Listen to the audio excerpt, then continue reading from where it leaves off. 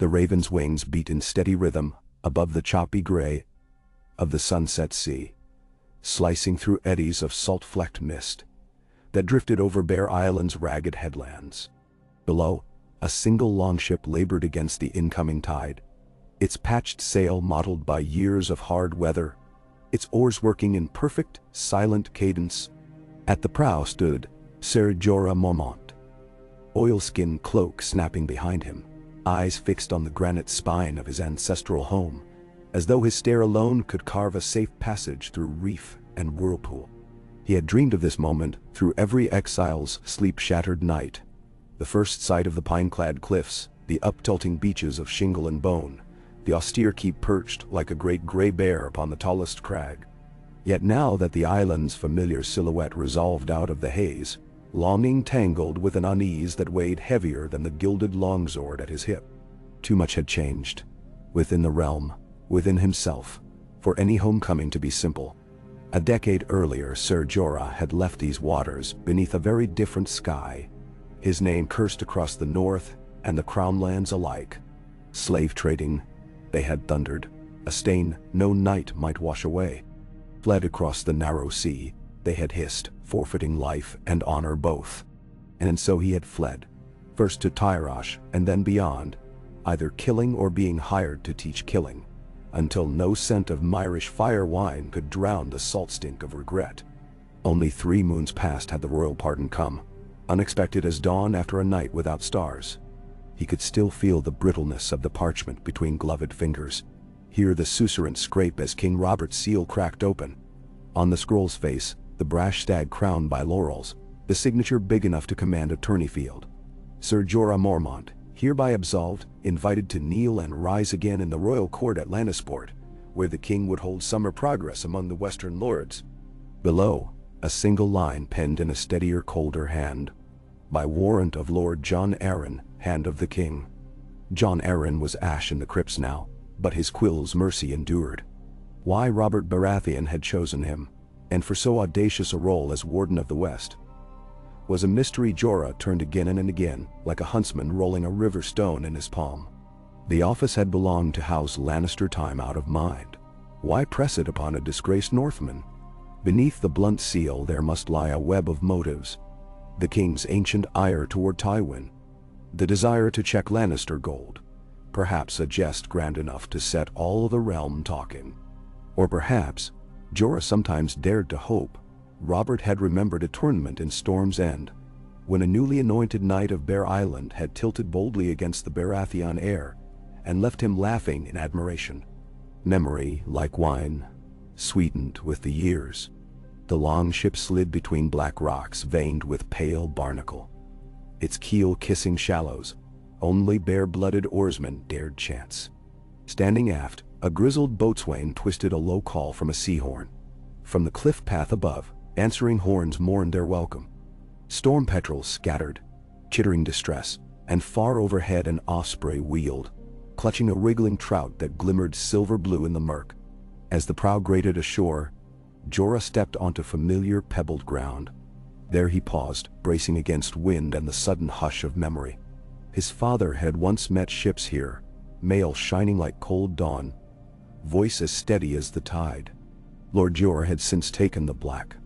For honor, for duty, or perhaps to expunge the shame of the son who had deserted him. Now the keep's gate tower loomed vacant, banners limp. The old bears served north of the wall. Bear Island itself belonged to its women and children, stout hearts who defended hearth and hall, while their men sailed with Great John or bent knee to Winterfell. Jorah had not knelt in so long that the thought-flexed muscles he feared turned to rust. Footsteps crunched down the cliff path. Lady Mage Mormont, square-shouldered in boiled leather, descended with the surety of a she-bear on a ridge. 2 daughters flanked her. Daisy, tall and stern as ironwood, and Alysanne, her bow unstrung but never far from hand. Behind them came spearwives and shield maidens, a scatter of bairns clutching wooden spears. Voices stilled when they beheld the returned exile. Wind rattled through pine boughs, filling the silence with cold needles. Sir Jorah, Lady Mage greeted, stopping 3 paces from him. Her eyes were dark as the channeled depths. No warmth lingered. Brother, cousin. The formality hung between them like frost, for they had clambered the same halls as children, sharing milk and mock battles. Those days lay buried beneath tides of disgrace. "I have a royal pardon," he began, but she raised a gauntleted hand. "I have read the Raven. The king's will is plain enough. Yet a parchment cannot mend every rent." Her gaze flicked to the ship, the cell's words lingering at rail. "The sea keeps secrets. The North remembers them." He faced her, squaring shoulders. "I come not to feast on forgiveness, lady, but to beg your blessing. Tomorrow I sail south, to answer the king's summons. If I am to bear our name in the West, I would carry it with your good will." A breath, sharp as pine sap. Daisy shifted, armor plates whispering. Alezin's expression softened a measure, though her calloused fingers still drummed the haft of her bow. "You will never lack my swords," Jorah added quietly, "nor the steel of any Mormont who yet trusts the honor of our house. What shame I brought, I shall repay in full." Lady Mage studied him for a long tidal moment. At last she nodded. "Short as a hammer strike. Bear Island's hall stands open tonight. Our ale tastes no worse than memory." She half-turned. "Break bread with us, Sir Jorah, and the dawn may see old wounds closed." But as she strode upward, her final words drifted back soft as surf, or reopened. He followed, each step along the cliff path echoing with ghosts of his younger self, leaping ravines, swiping at bracken with birchwood swords, dreaming of southern jousts while moss-green waves crashed below. In the hall that night, they drank honeymead and mulled whale oil wine beside roaring hearths, where driftwood sparked blue and silver.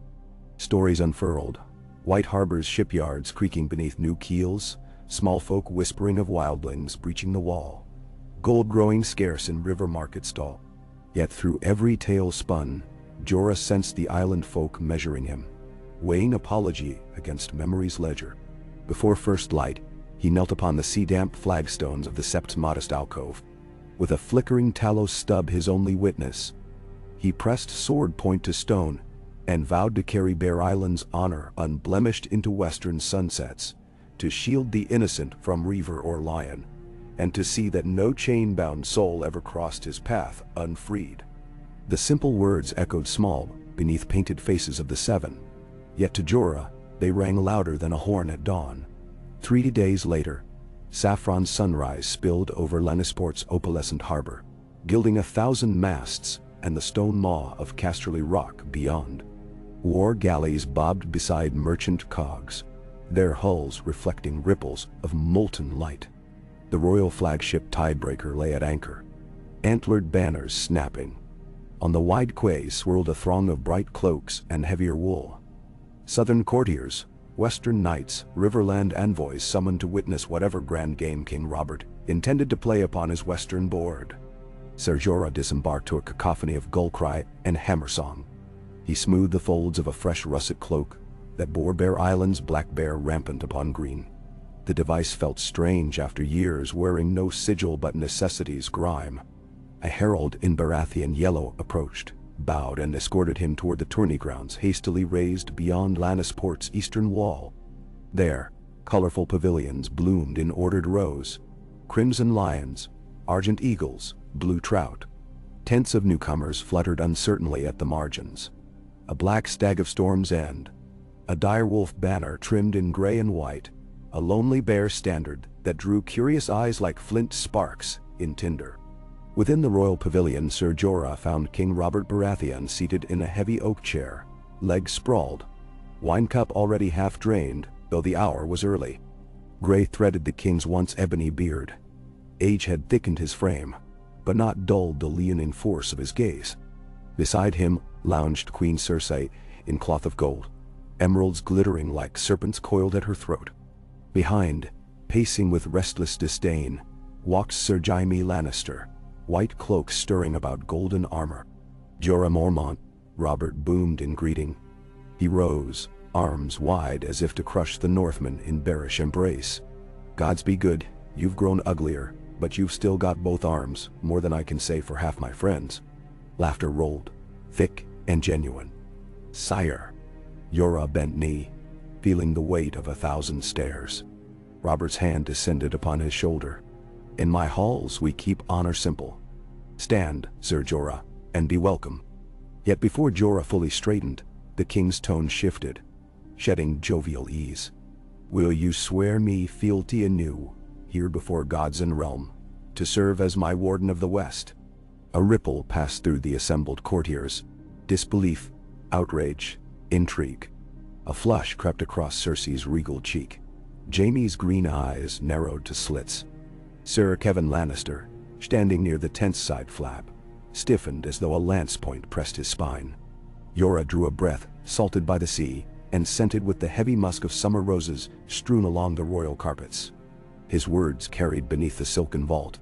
I, Sir Jorah of House Mormont, do swear in sight of gods and men, to defend the innocent, to uphold the king's peace, to guard the western marches against all foes, be they lion or kraken or shadow in the night.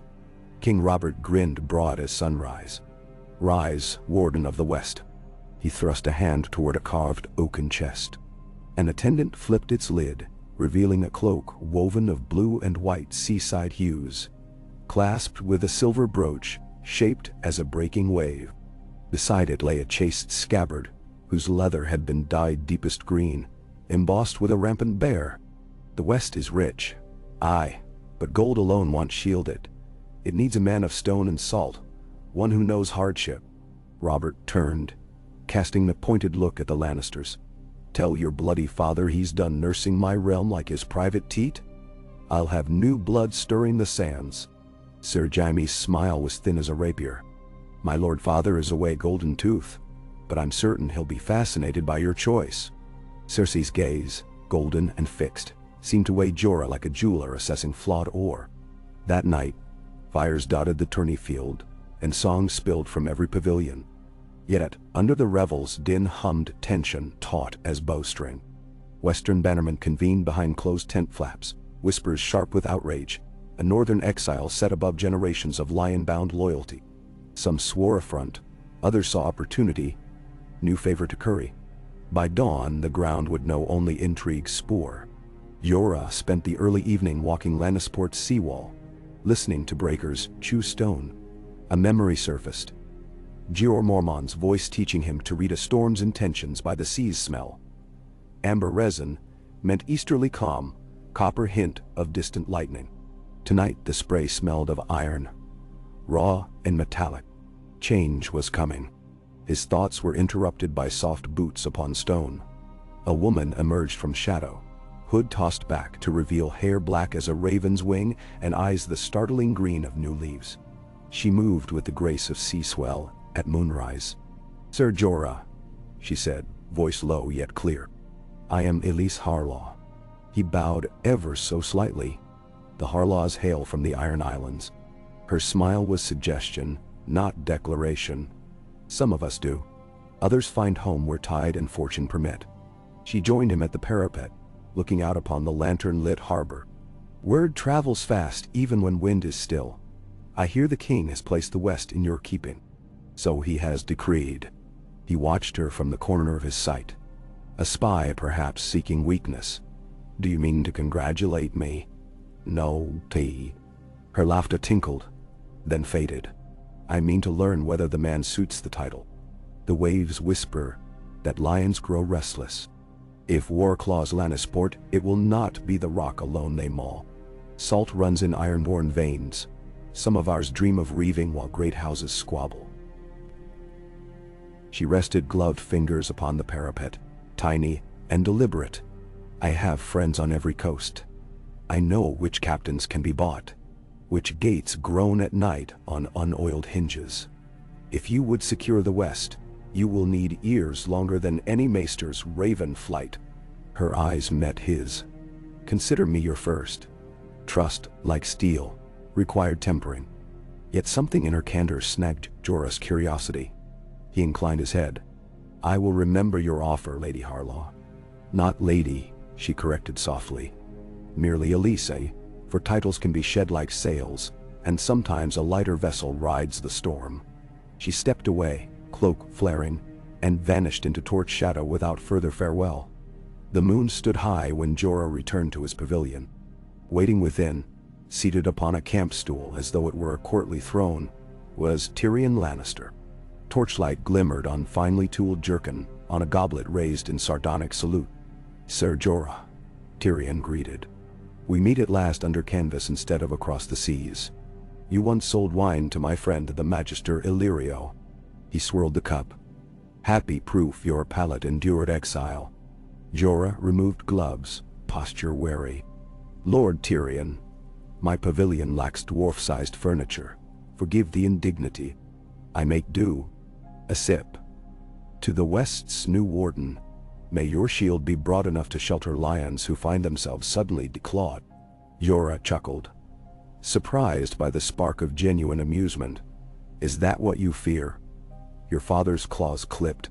Tyrion's brows rose like watchtowers. "Fear? Hardly. My father collects enemies the way Septons hoard relics. I'm merely cataloging the latest edition." He leaned back. "You will need allies, Sir Jorah, and Casterly Rock sits hard to besiege. Better to walk in its halls than batter at its gates. If you harbor any sense beyond the cold that stiffens northern bones, you will dine with my brother Kevin come fortnight.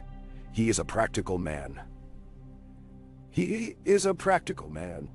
"And you, my lord, what bargain do you propose?" Tyrion grinned, impish. "I propose nothing. I merely observe." Another drink. "Though should you ever desire a mind unclouded by ossified honor, my tent is the one with laughter leaking under the flaps." He rose, tiny, potent. "Remember the game board, Sir Jorah.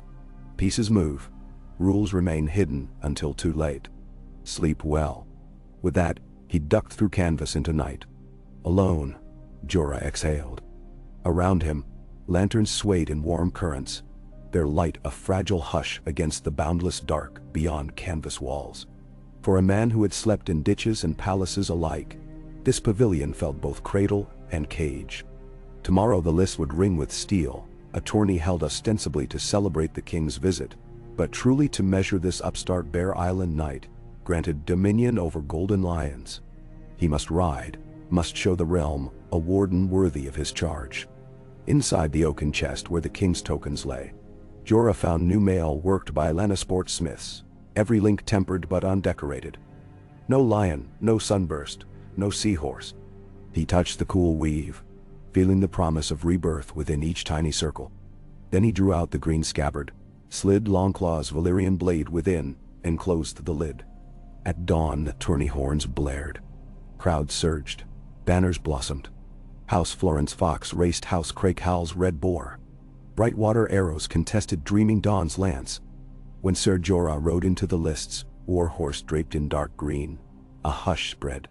Across the crest stood Ser Loras Tyrell, armor resplendent in flowering gold.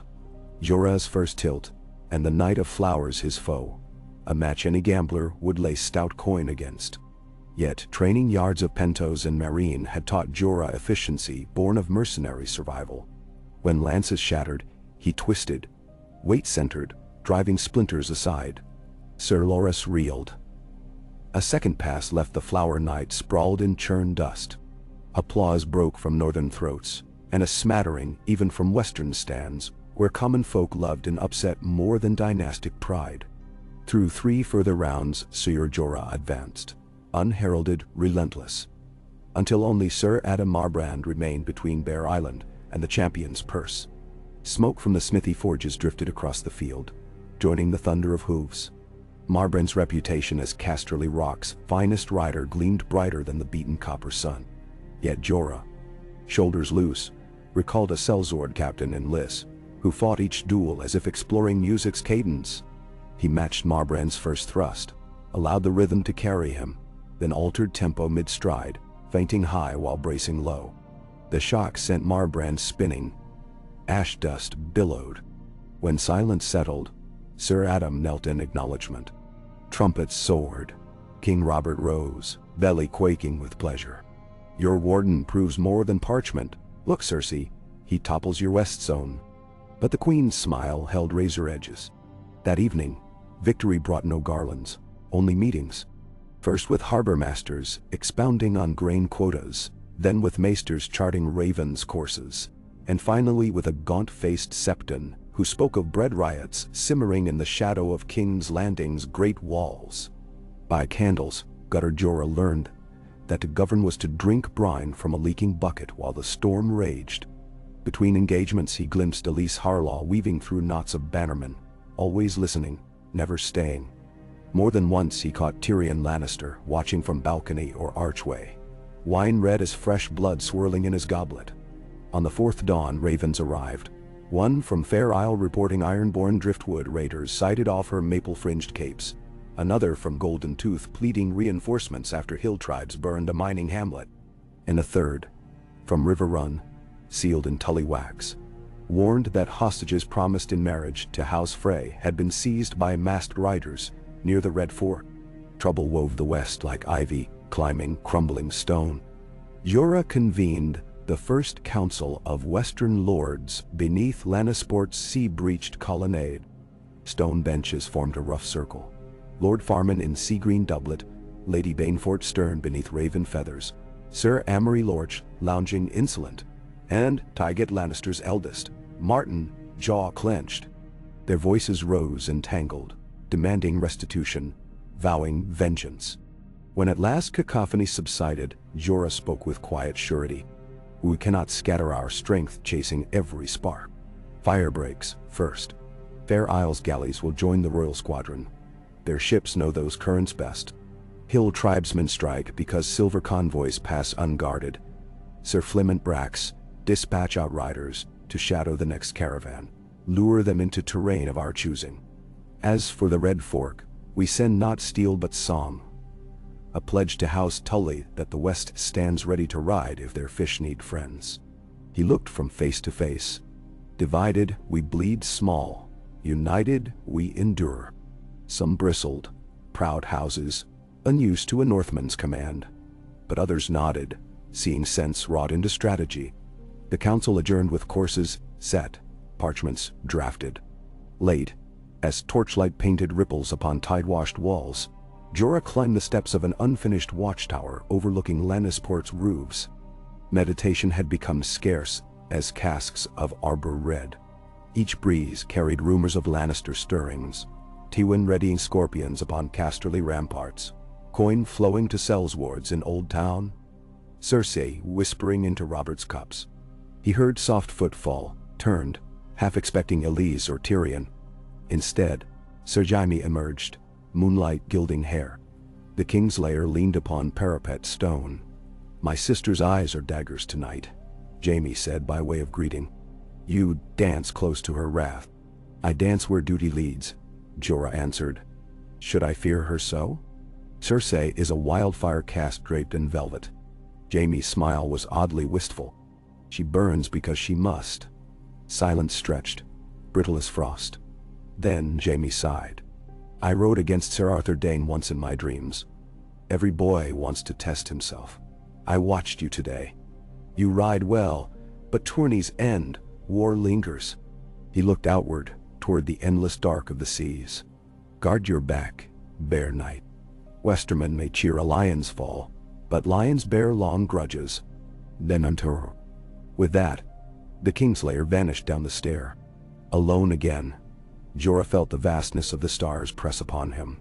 He thought of Bear Island's cliffs, of Longclaw's silent promise, of duty reshaped by chance. Beneath his feet, the west unfolded like a silent coastline, waiting for tide and time to carve destiny's sigil. And in distant halls, wheels within wheels began to turn. 7 weeks passed. In that pocket of time, summer sun hammered stone and field alike, baking the valleys of the Golden Tooth until dust drifted as thick as smoke. Jorah rode ceaselessly, first to Casey where he oversaw retrofitting of ancient signal towers, then to Castemir's abandoned mines, ensuring no bandit could claim them. Where he traveled, he listened. To millers fretting grain yield, to septas tending orphans, to high-born daughters whose gowns could not hide bruises of betrothal bargains. Information he learned. flowed upward like spring melt. A warden must catch every drop before flood broke banks. On the 12th day of the 9th moon, a raven reached him at Deep Den. Isleguard galleys had engaged ironborn reavers off Fair Isle's South Cape. Sir Harry Swift's flagship, Gilded Maiden, lay gutted, her captain slain. The ironborn vanished into morning fog, leaving burnt wreckage and seared corpses bobbing among kelp. Jorah rode for Lannisport with a retinue of 30 spears. Along the coastal road, smoke blurred the horizon where fishing hamlets once nestled.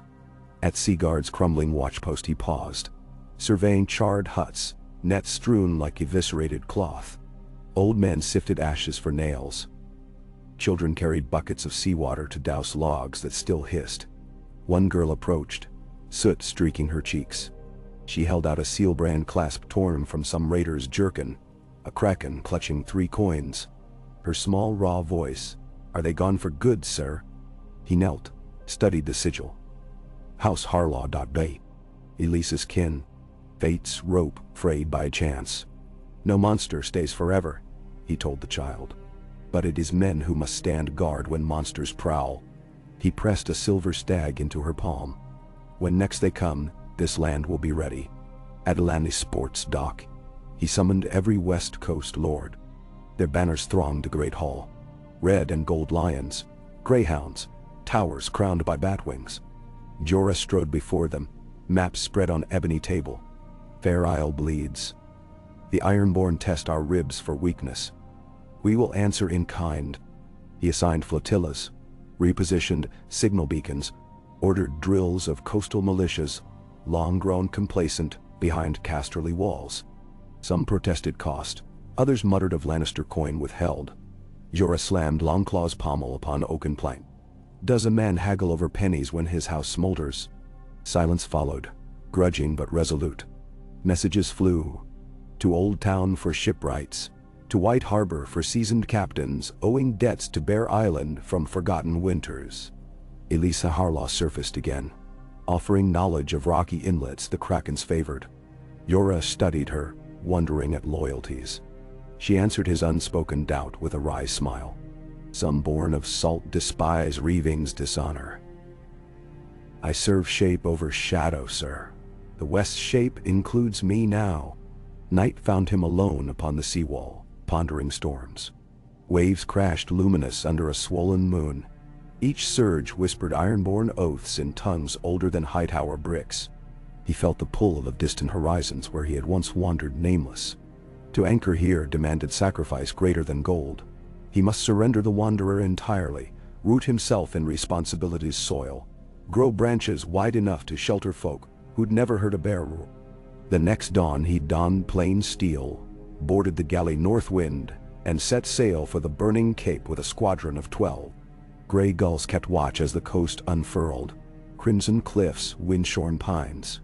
Upon glassy morning waters the fleet moved swift, but Jorah's mind ran swifter, mapping potential landfalls, calculating supply lines, memorizing every captain's strength and weakness. At dusk they anchored in a hidden cove. Campfires winked among gnarled cedars. Jorah walked the strand, feeling coarse sand beneath leather soles. Out of the dark lapped footsteps. Elise emerged, hair loose, salt glinted. "I did not summon you," he said, though gentler than reproof. "Not all summons are written." She gestured toward inky expanse. "The tide tells tales. 3 nights hence the Ironborn will strike Banefort Bay with sails blacked, oars muffled. I have informants among them, some lust for coin more than glory. Why tell me? Because I would see looting ended, and because, her breath misted between them, I would see whether the Warden's roar reaches Tidelands." He studied her silhouette. Slight, sharp, opaque as deep water. Trust had grown between them. Sinew by sinew. He offered a single nod. "Then we will be waiting." 2 days later, under a moonless sky, the ironborn longship Iron Victory glided into Banefort Bay. Behind her lurked sister ships, keels skimming like sharks. But as their oars cut the water, torches flared along cliff tops, revealing ballistae primed upon freshly hewn platforms. A wail of horn echoed cavernous.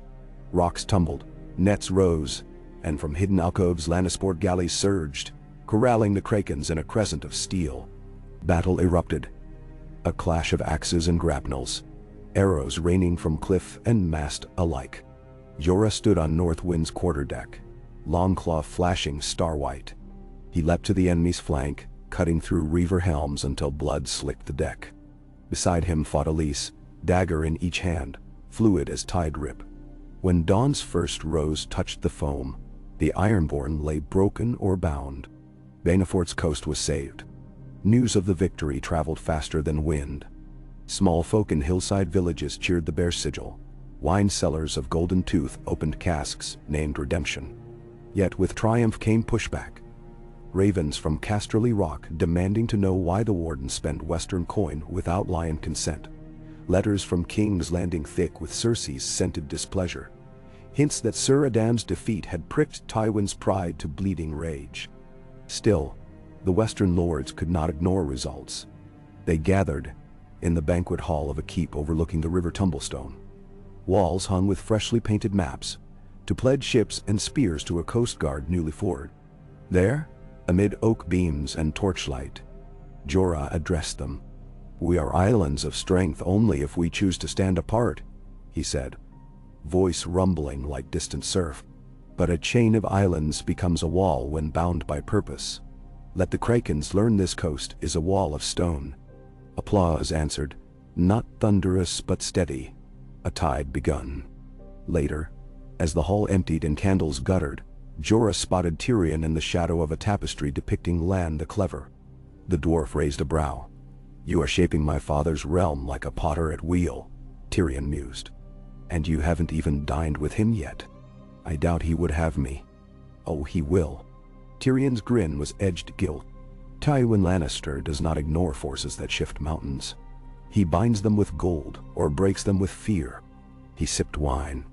"Let us pray you prove more stubborn than stone." Outside, night clung to the Tumblestone Valley. Crickets chirped, distant wolves called. Jorah leaned against the balustrade, Elise at his shoulder, watching torches wink along watch roads newly patrolled. His realm, and yet not his. A trust on loan from a king grown unpredictable, contested by lions sharpening claws, threatened by krakens eager for spoils. A fragile tapestry, one pull and threads might scatter. He felt the weight of Longclaw, the cold certainty of steel. For the first time since exiling from Bear Island, he sensed a path forward not carved by flight nor coin, but by steadfastness. Responsibility tethered him. Purpose gave horizon. Below, the river whispered old songs. He would listen. He would act. The west would not fall so long as a bear stood guard. And somewhere beyond, in gilded chambers echoing with discontent, a lion's roar trembled at the brink of open war. Gammon, Intado. The pale hush of pre-dawn still clung to the Tumblestone Valley when Jorah woke, Longclaw already in his fist, though no blade had been drawn against him. Old habits, born of years sleeping in back alley stables and mercenary camps, died hard. They roused him at phantom footfalls or the hiss of a candle guttering out. He listened now. Only the soft breathing of the watchtower's servants, the distant slap of river against pilings, then eased the sword back to its rest. A faint glow seeped beneath the shutters, promising sunrise.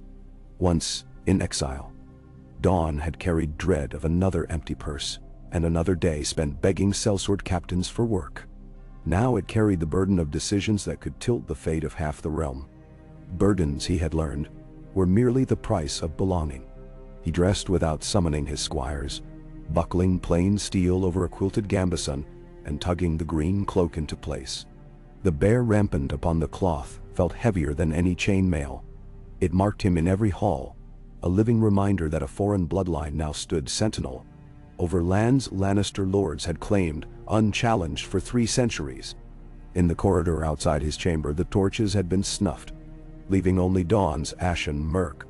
He passed silent sentries, Brax men with purple and silver badges sewn newly beside their lion sigils, in token of allegiance to the West's Warden. Last night's council had ended in brittle concord. Today would test whether promises forged in wine fumes survived sober light. At the stairs base, Tyrion Lannister materialized like a cat from shadow, lantern bobbing at knee-height. "Morning larks catch the hungover worm, I see," the dwarf said, voice still thick with sleep yet threaded with mirth. His mismatched eyes gleamed. "I thought to steal a quiet walk before breakfast. You appear to have beaten me to both walk and quiet." Jorah inclined his head. "Sleep deserts those with worries enough, or those unaccustomed to moss-down mattresses and wine finer than aqueduct water." Tyrion set the lantern on a sill and fell into step, boots clicking softly. "You left the hall before the casks were half drained, Sir Jorah. A mistake if one hopes to woo Westermen. They respect stamina. On tourney grounds, in bed, and over goblets. Better a clear head at sunrise than an oaken one." Jorah paused at an arched window. Dawn had kindled the sky to brass and pewter. Mist furred the river until barges seemed to drift on clouds. "What tidings from Casterly Rock this hour?" Tyrion smiled thinly. "You fear ravens before they hatch. But since you ask, my father has sent word. He invites you to parley at the Rock, 3 weeks hence. I believe invite was spelled with a chisel, not a quill." Jorah exhaled, watching breath cloud the glass. "A meeting long overdue. Quite. And dangerous. Lions in lairs prefer guests minced." Tyrion studied him sidelong. "Accept, by all means. But do not come alone, and do not come unprepared." He tapped the lantern top twice, as if punctuation. Tywin respects competence. He loathes insolence. Dress everything you say in iron and velvet both, and show him you control more than coastal watchtowers. "Tyrion, I control nothing but the king's trust." "And your own reputation," Tyrion countered. "Which, like a coin, can buy wonders if polished sufficiently." He reached into his cloak and produced a folded parchment. "I took the liberty of drafting a list of gifts flattering to my Lord Father's sense of utility. Ironwood shipmasts from Bear Island, for instance, or a levy of Northmen archers whose oaths run through Winterfell, but whose captain answers to you. Present them with humility and firmness alike. You'll know you've succeeded if he offers you a seat before he threatens you." Jorah accepted the parchment. "You counsel me freely, my lord, yet I wonder to whose benefit." "Mine, naturally." Tyrion's grin flashed. "The West remains my birthright, whether or not I ever rule a rood of it. A warden who keeps the krakens away frees me to chase less barnacle-infested delights. Remember the difference between a lion and a bear. The lion devours alone. The bear shares its catch with cubs or starves. Act accordingly." "Ben?" They parted at the yard where grooms readied horses. Dawn rippled across armor polished the night before. Pennons hung limp in still air. Jorah mounted a rangy dapple gray, gave orders for half his retinue to ride north and inspect the remanned signal towers, then turned southwest along the river road with 10 guards and Alisi Harlaw riding at his right hand. She wore a hauberk of blackened mail, the rings so fine they moved like cloth, and a short recurved bow hung unstrung across her back. "For a spy you travel openly," Jorah observed once the keep dwindled behind them. "A spy, unseen, seldom influences events." Elise guided her mare to skirt a fallen oak. "Besides, your enemies already know my face. It's your trust they doubt." A breeze rattled dry reeds lining the roadside. Summer lingered, but the nights had cooled. Autumn's first scents, oak smoke, ripe apples, perfumed the wind. They rode until sunlight pierced the trees in slanted lances. Farmers paused plows to stare at the column. Children waved, then fled giggling as though uncertain what tribute honor demanded of small folk. Midday found them at a market village, where a broken wheel blocked the main thoroughfare. Jorah dismounted, lent a shoulder, and soon oxen dragged the cart aside. The carter stammered thanks, pressing a loaf still warm from morning ovens into his hands. Jorah broke it, and shared the bread among his guards before remounting. Such gestures spread faster than ravens, he had learned. Every crumb of goodwill shored walls against future sieges of malcontent. By dusk, they reached the hamlet of Stonepath, where the sole inn doubled as sept and council hall. Inside, straw mats muffled footsteps, and firelight painted rough timber walls. A hush fell when Jorah entered.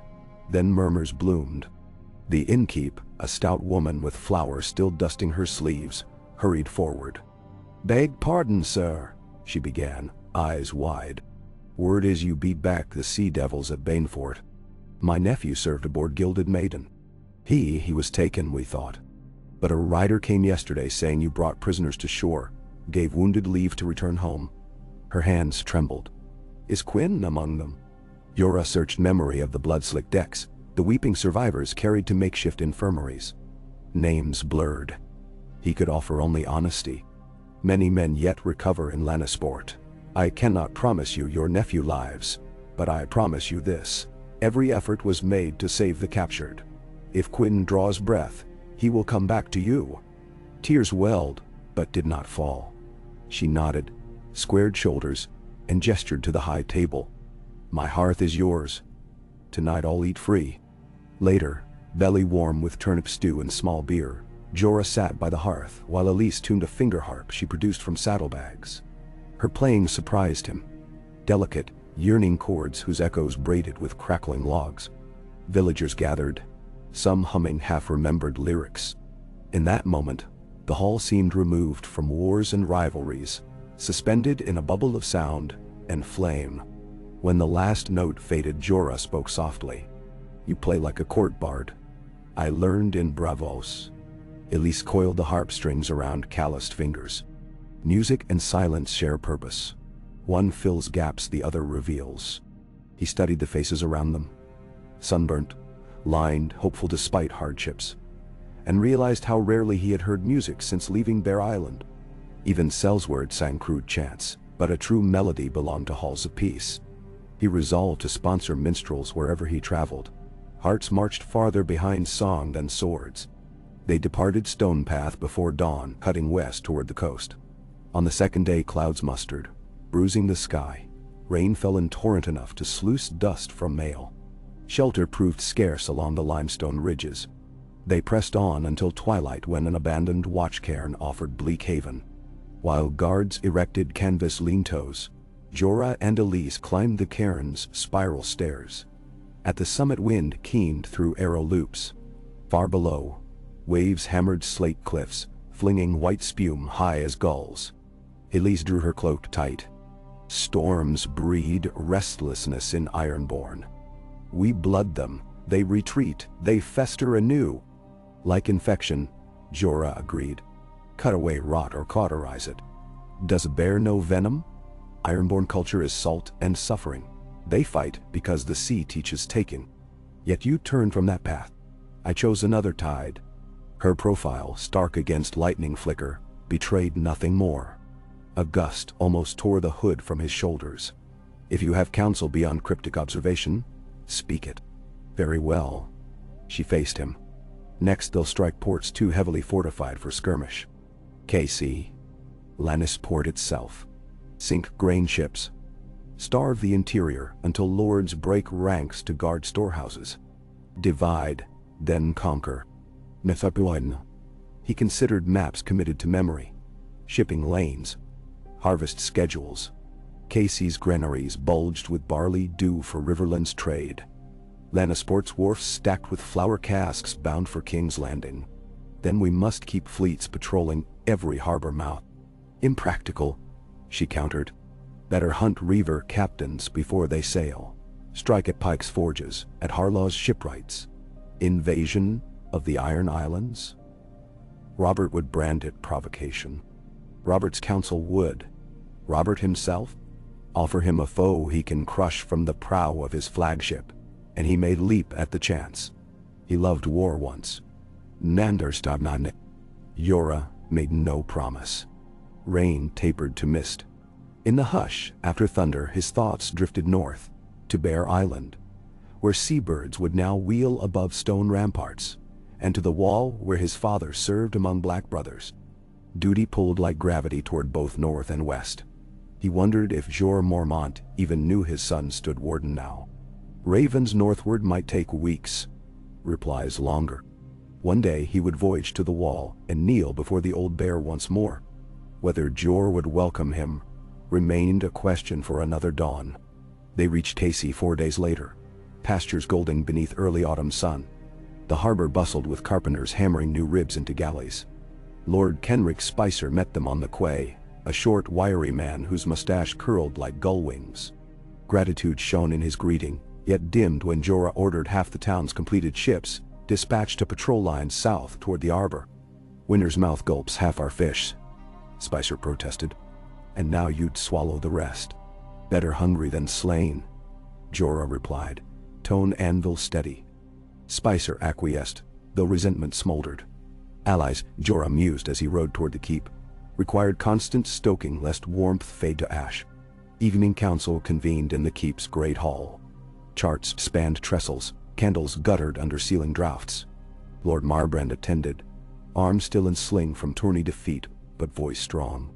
Lady Banefort arrived dust-streaked from coastal rides, reporting strange bonfires sighted on distant sea stacks, calls between raider clans. Each new threat pulled Jorah's mind wider, like leather stretched across too broad a shield. As strategies formed, a messenger burst through doors, cloaked in road grime. "A ship from King's Landing," he gasped, thrusting a scroll sealed crimson. Jorah broke it with thumb. The king's wax impression overshadowed smaller marks, though not Cersei's perfume wafting unmistakably. The letter announced royal progress continuing north along the Gold Road. Robert intended to visit Casterly Rock in 3 fortnights, there to review defenses and dispense justice. Justice, in the Baratheon lexicon, often meant spectacle. Jorah read between lines. The queen carried grievance. The king sought distraction. Both would stand upon Tywin's stage. And Jorah, newly minted warden, must perform deftly or lose more than face. He dispatched ravens across the west, summoning lords to converge on the rock before the crown's arrival. Logistics wagged at his heels like hungry hounds, lodging, provisioning, assigning honor guards. If Tywin perceived any slight, real or imagined, he would exploit it. Better to drown him in courtesy. The column left Case at first light, hugging the coast until cliffs rose sheer at their left. Here the road narrowed, forcing single file. Broken slate tumbled to the surf far below. Waves hurled themselves at rock with ceaseless fury. Midway through that perilous stretch, a rider galloped from the rear. Base pale. "Bandits ahead, sir. Bodies on the track." Jorah signaled halt, advanced with 4 guards. Around a bend, they found a cart sprawled sideways, axle splintered, crates spilling dried cod across mud. 2 small folk lay dead, throats cut. A third, youth, maybe 12, still breathed in ragged sobs. Arrow-feathered corpses wearing tattered lion cloaks lay nearby. Robbery staged to resemble Lannister men. Jorah knelt by the boy. "Who did this?" "Gray men," the child whispered. "Faces painted ash." Said the bear could not guard what he did not own. Message delivered in blood. Jorah's jaw tightened. He sent riders to scour clifftop trails. They returned at dusk, empty-handed. Whoever orchestrated the attack knew the terrain.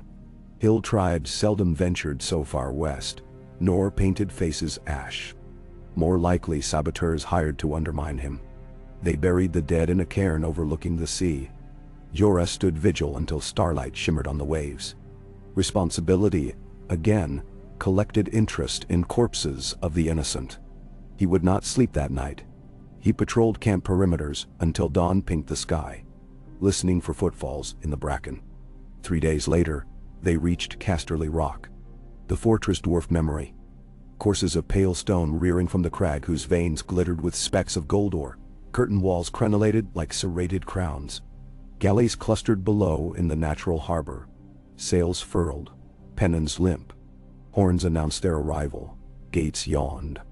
Jorah's company rode beneath the portcullis into a sun-dappled courtyard where banners drooped from wrought iron poles, crimson lions roaring on field of gold, shield of Brax, tower of Banefort, even Baratheon's stag entwined with rose where Marguerite Tyrell already maneuvered her house into favor. Lord Tywin awaited them atop the broad marble steps, flanked by Sir Kevan and a half-circle of guards in burnished plate. The Lord of Casterly Rock had aged little.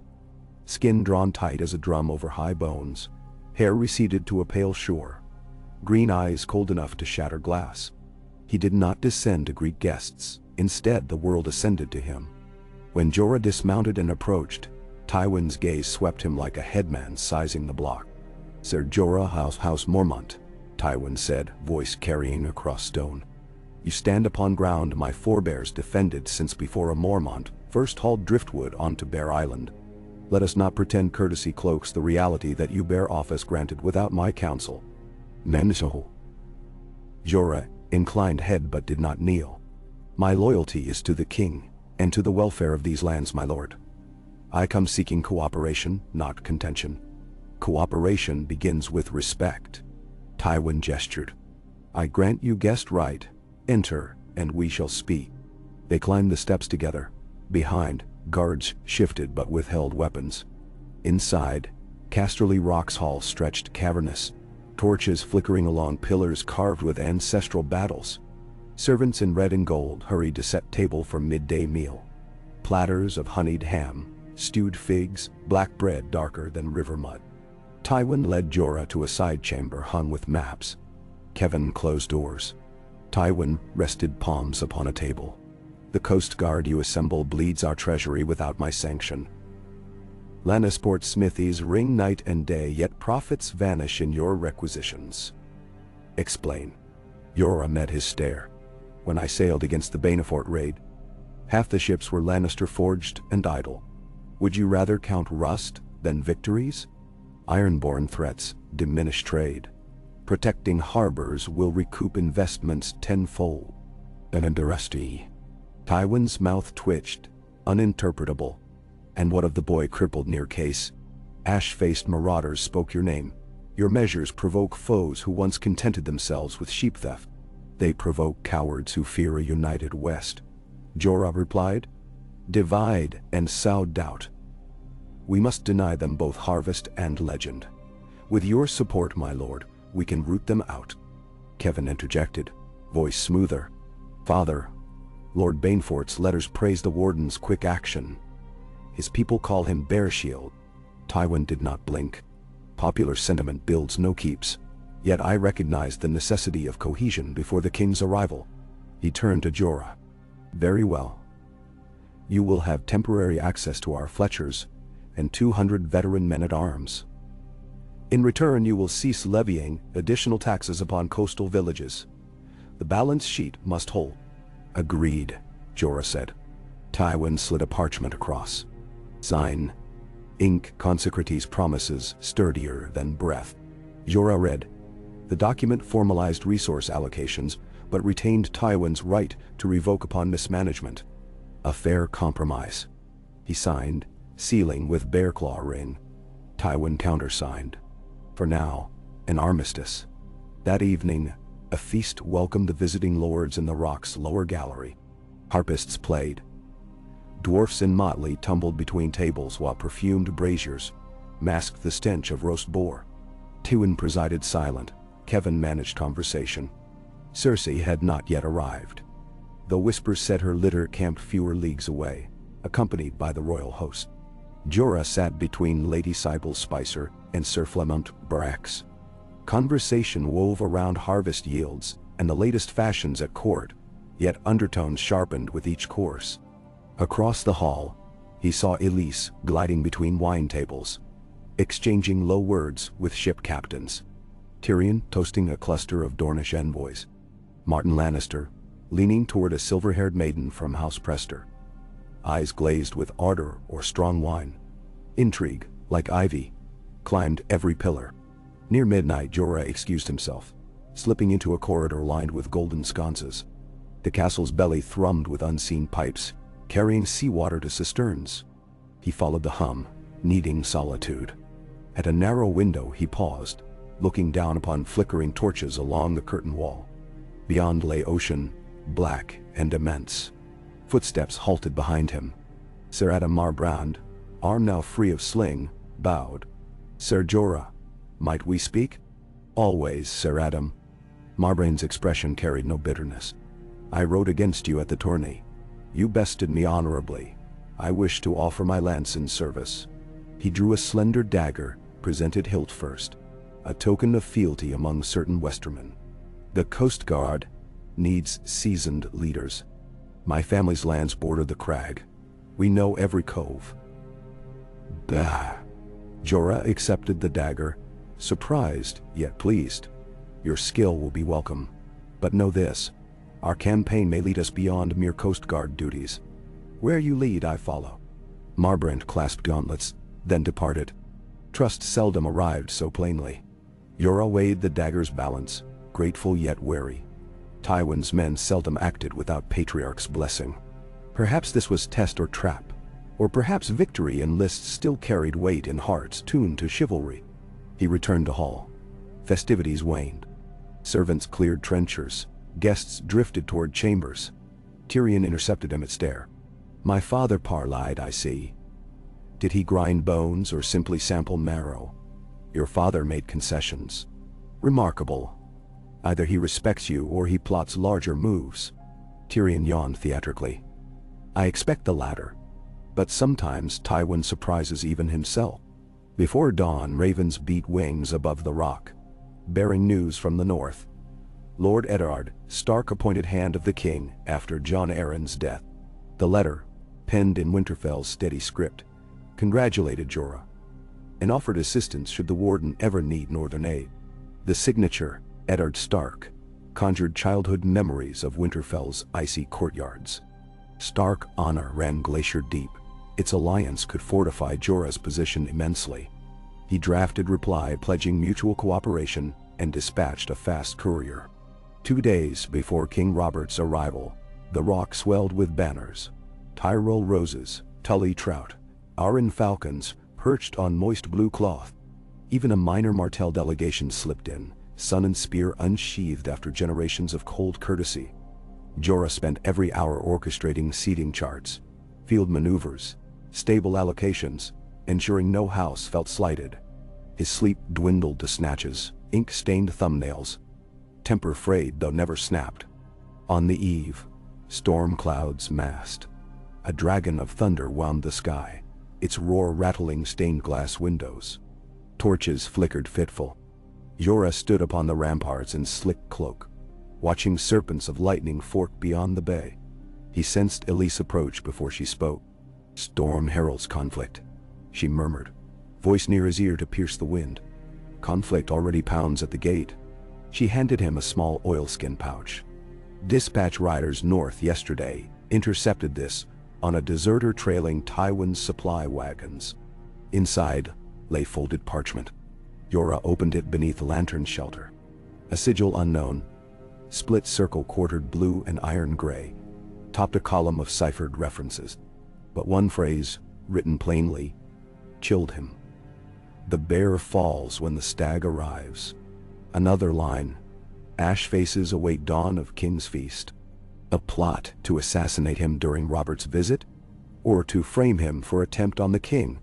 He combed through possibilities. Cersei's venom, Tywin's tactical cruelty, Ironborn's sabotage.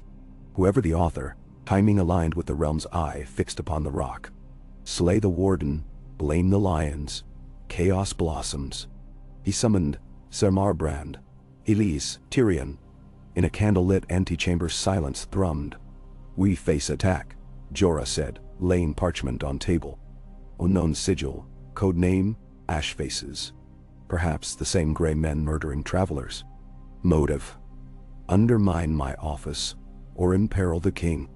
None. Marbrand leaned close. We reinforce inner barracks, double patrols. Elise shook head. Visible might deters amateurs. Professionals slip between lines. Better bait them. Tyrion pinched lower lip. Let us assume the plot hinges on fixed vantage. A killing ground prepared ahead. Feast hall? Tourney stands? Feast hall, Jorah decided. Limited entry points, many shadows. They devised a plan. Hidden crossbowmen loyal to Marbrand would man balconies. Elise would mingle disguised as serving wench, ears pricked. Tyrion promised subtle diversions. Rarely a good omen but necessary. All agreed, secrecy vital. Morning broke clear. The storm had swept east, leaving air scrubbed. Trumpets announced the royal host, cresting hills. Robert rode at Colin's head, belly straining gold-trimmed doublet, hammer hung across saddle, sweat slicked brow, though breeze blew cool. Cersei's litter followed, curtains drawn. Behind, knights glittered. Selmy in white plate, Renly smiling to both road and sky. Loras Tyrell a skein of blossoming silk. Banners rippled. Baratheon stag, Tyrell rose, swans. Gate chains clanked. The rock swallowed them in splendor. Courtiers lined corridors, each knee bending as procession passed. Jorah stood at dais beside Tywin to receive. Robert dismounted heavily, clasped Tywin's forearm, then pulled Jorah into rough embrace. "My bear. Heard you mauled krakens and made my lions roar." His laugh thundered, echo flattening objections. Cersei's eyes, the green of promised poison, flicked from husband to warden, lips a comma. Feast preparations consumed servants all afternoon. Boars spit roasted, pheasants plucked, casks rolled. Jorah oversaw placement of guards disguised as minstrels, chandeliers rigged to drop iron curtains, should assassination attempt involve rooftop archers. Marbrand patrolled kitchens. Elise circulated among scullions, listening. Dusk settled. Candles numbered in the thousands lit the grand hall. Their glow refracted through cut crystal chandeliers until walls seemed sheathed in molten gold. Guests filed in according to precedence. Jorah escorted Cersei at Robert's request. Her arm felt light yet stiff as bronze. "Enjoying your borrowed mantle," she murmured under cheers. "I wear responsibility, not ornaments," he replied. "A pity. Ornaments are all men remember once responsibility cracks." They parted at dais. Robert raised goblet. "To the west. May its coast stay calm, its ale stay strong, and its women stay willing." Laughter erupted, some forced. Music began, servers poured wine. Jorah scanned high balconies. Guards remained statues. Halfway through first course, oysters in saffron, Tyrion staggered theatrically, sloshing wine upon a Tyrell squire. Distraction. Jorah's attention snapped to left gallery where a hooded figure detached from tapestry shadow, slipping behind pillar. Elise, closer, drifted after. Second course arrived. Conversation swelled. Lightning danced distantly beyond arrow slits. Suddenly a crash. Platter toppled near servant's arch, goblets scattering. Guests turned. Moment of confusion. Jorah saw Elise grapple the hooded man, dagger flashing. A second assailant leapt from behind musicians, face smeared in gray ash. Crossbow twanged from balcony. Bolt aimed at dais. Jorah thrust Robert aside. Felt bolt graze pauldron, ricochet into roast boar. Guards erupted. Marbrand's hidden archers loosed. Ash-faced crossbowmen jerked backward, falling through balustrade to floor below. Panic rippled, women shrieked, knights unsheathed. But training held. Casterly men formed cordon, herding royalty behind overturned trestles. On floor, Elise disarmed first attacker. Her dagger flicked, severing hamstring. The second assailant lunged at Jorah with short sword. He met the strike with long claw, sparks flying, then pivoted inside thrust and drove pommel into temple. Ash mask slipped, revealing pock-scarred visage. Eyes rolled, body collapsed. Silence crashed heavier than the din before. Tywin strode forward, face carved flint. "Ain," he commanded. Jorah knelt beside corpse, ripped tunic to reveal tattoo of quartered circle, the sigil from parchment. He lifted gaze. Conspirators sought king's death or frame me for it. Robert, cheeks mottled scarlet, stormed from behind shield wall. "Who dares touch Robert Baratheon? Speak, villains, or meet my hammer." He kicked corpse, rib cracked audibly. Fury evaporated into wheezing rage. His hunger for combat outpaced his wind. Cersei glided forward, expression unreadable. "My lord husband, best you rest. Shock ill suits the heart." But her eyes pinned Jorah. Convenient the warden, uncovered plot just soon enough to appear savior. "Enough," Tywin snapped, surprising many. "We'll sort motives after security restored." he signaled. Guards cuffed the wounded assailants alive. Others removed bodies. Servants righted tables, replaced shattered glass with fresh flagons and practiced efficiency. The feast resumed, albeit subdued. Later, in a guarded antechamber, interrogation began. Under threat of hot tongs, the surviving assassin spat blood and names. Mercenaries hired in King's Landing taverns by brokers, wearing striped cloaks from Cahors. Payment in Lannister coins minted 40 years prior. Traces of sea salt lingering. Jorah felt tension coil between him and Tywin like drawn bowstring. Old coins could come from any hoard. Sea salt hinted at ironborn channels, perhaps deliberately. Robert tired quickly. He turned matters to hand in absentia Eddard, then waved away responsibility. Let Warden and Lion Lord clear this dung. I want no more assassins spoiling my wine. He retired with Selmy's guard. Cersei followed, robes whispering. Her glance over shoulder smoldered with suspicion. Of Tywin, Jorah, everyone.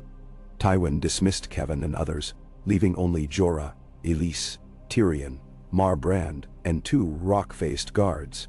He poured dark wine, drank without toast. This was orchestrated to weaken both of us, he said quietly. Evidence paints me sponsor, you incompetent, Robert unprotected. Enemies profit. Who? Jorah asked. Tywin's lips thinned.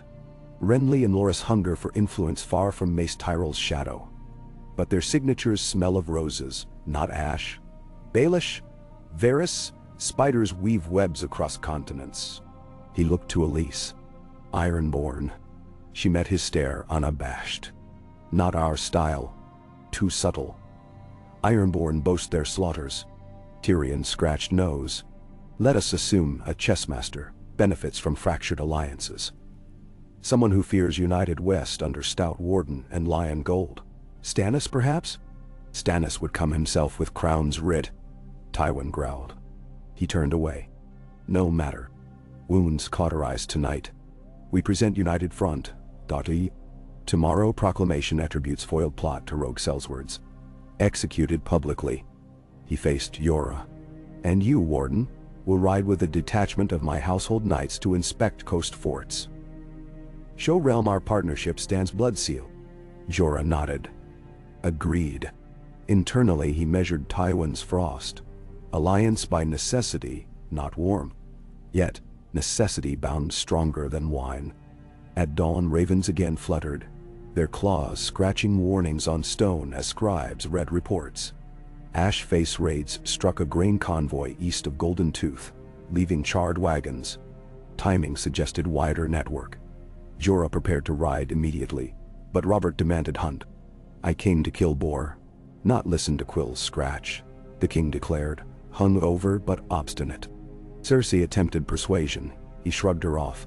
Tywin insisted royal safety demanded seasoned escort. Robert chose Jorah and Sir Barristan, by name with Renly for good measure. Cersei's glare could have scored granite. At dawn second hour, the hunting party rode into dew-silvered pines beyond the rock. Hounds yipping. Mist clung to understory. Boar prints marked loam. Robert bellowed encouragement, hammer slung heavy.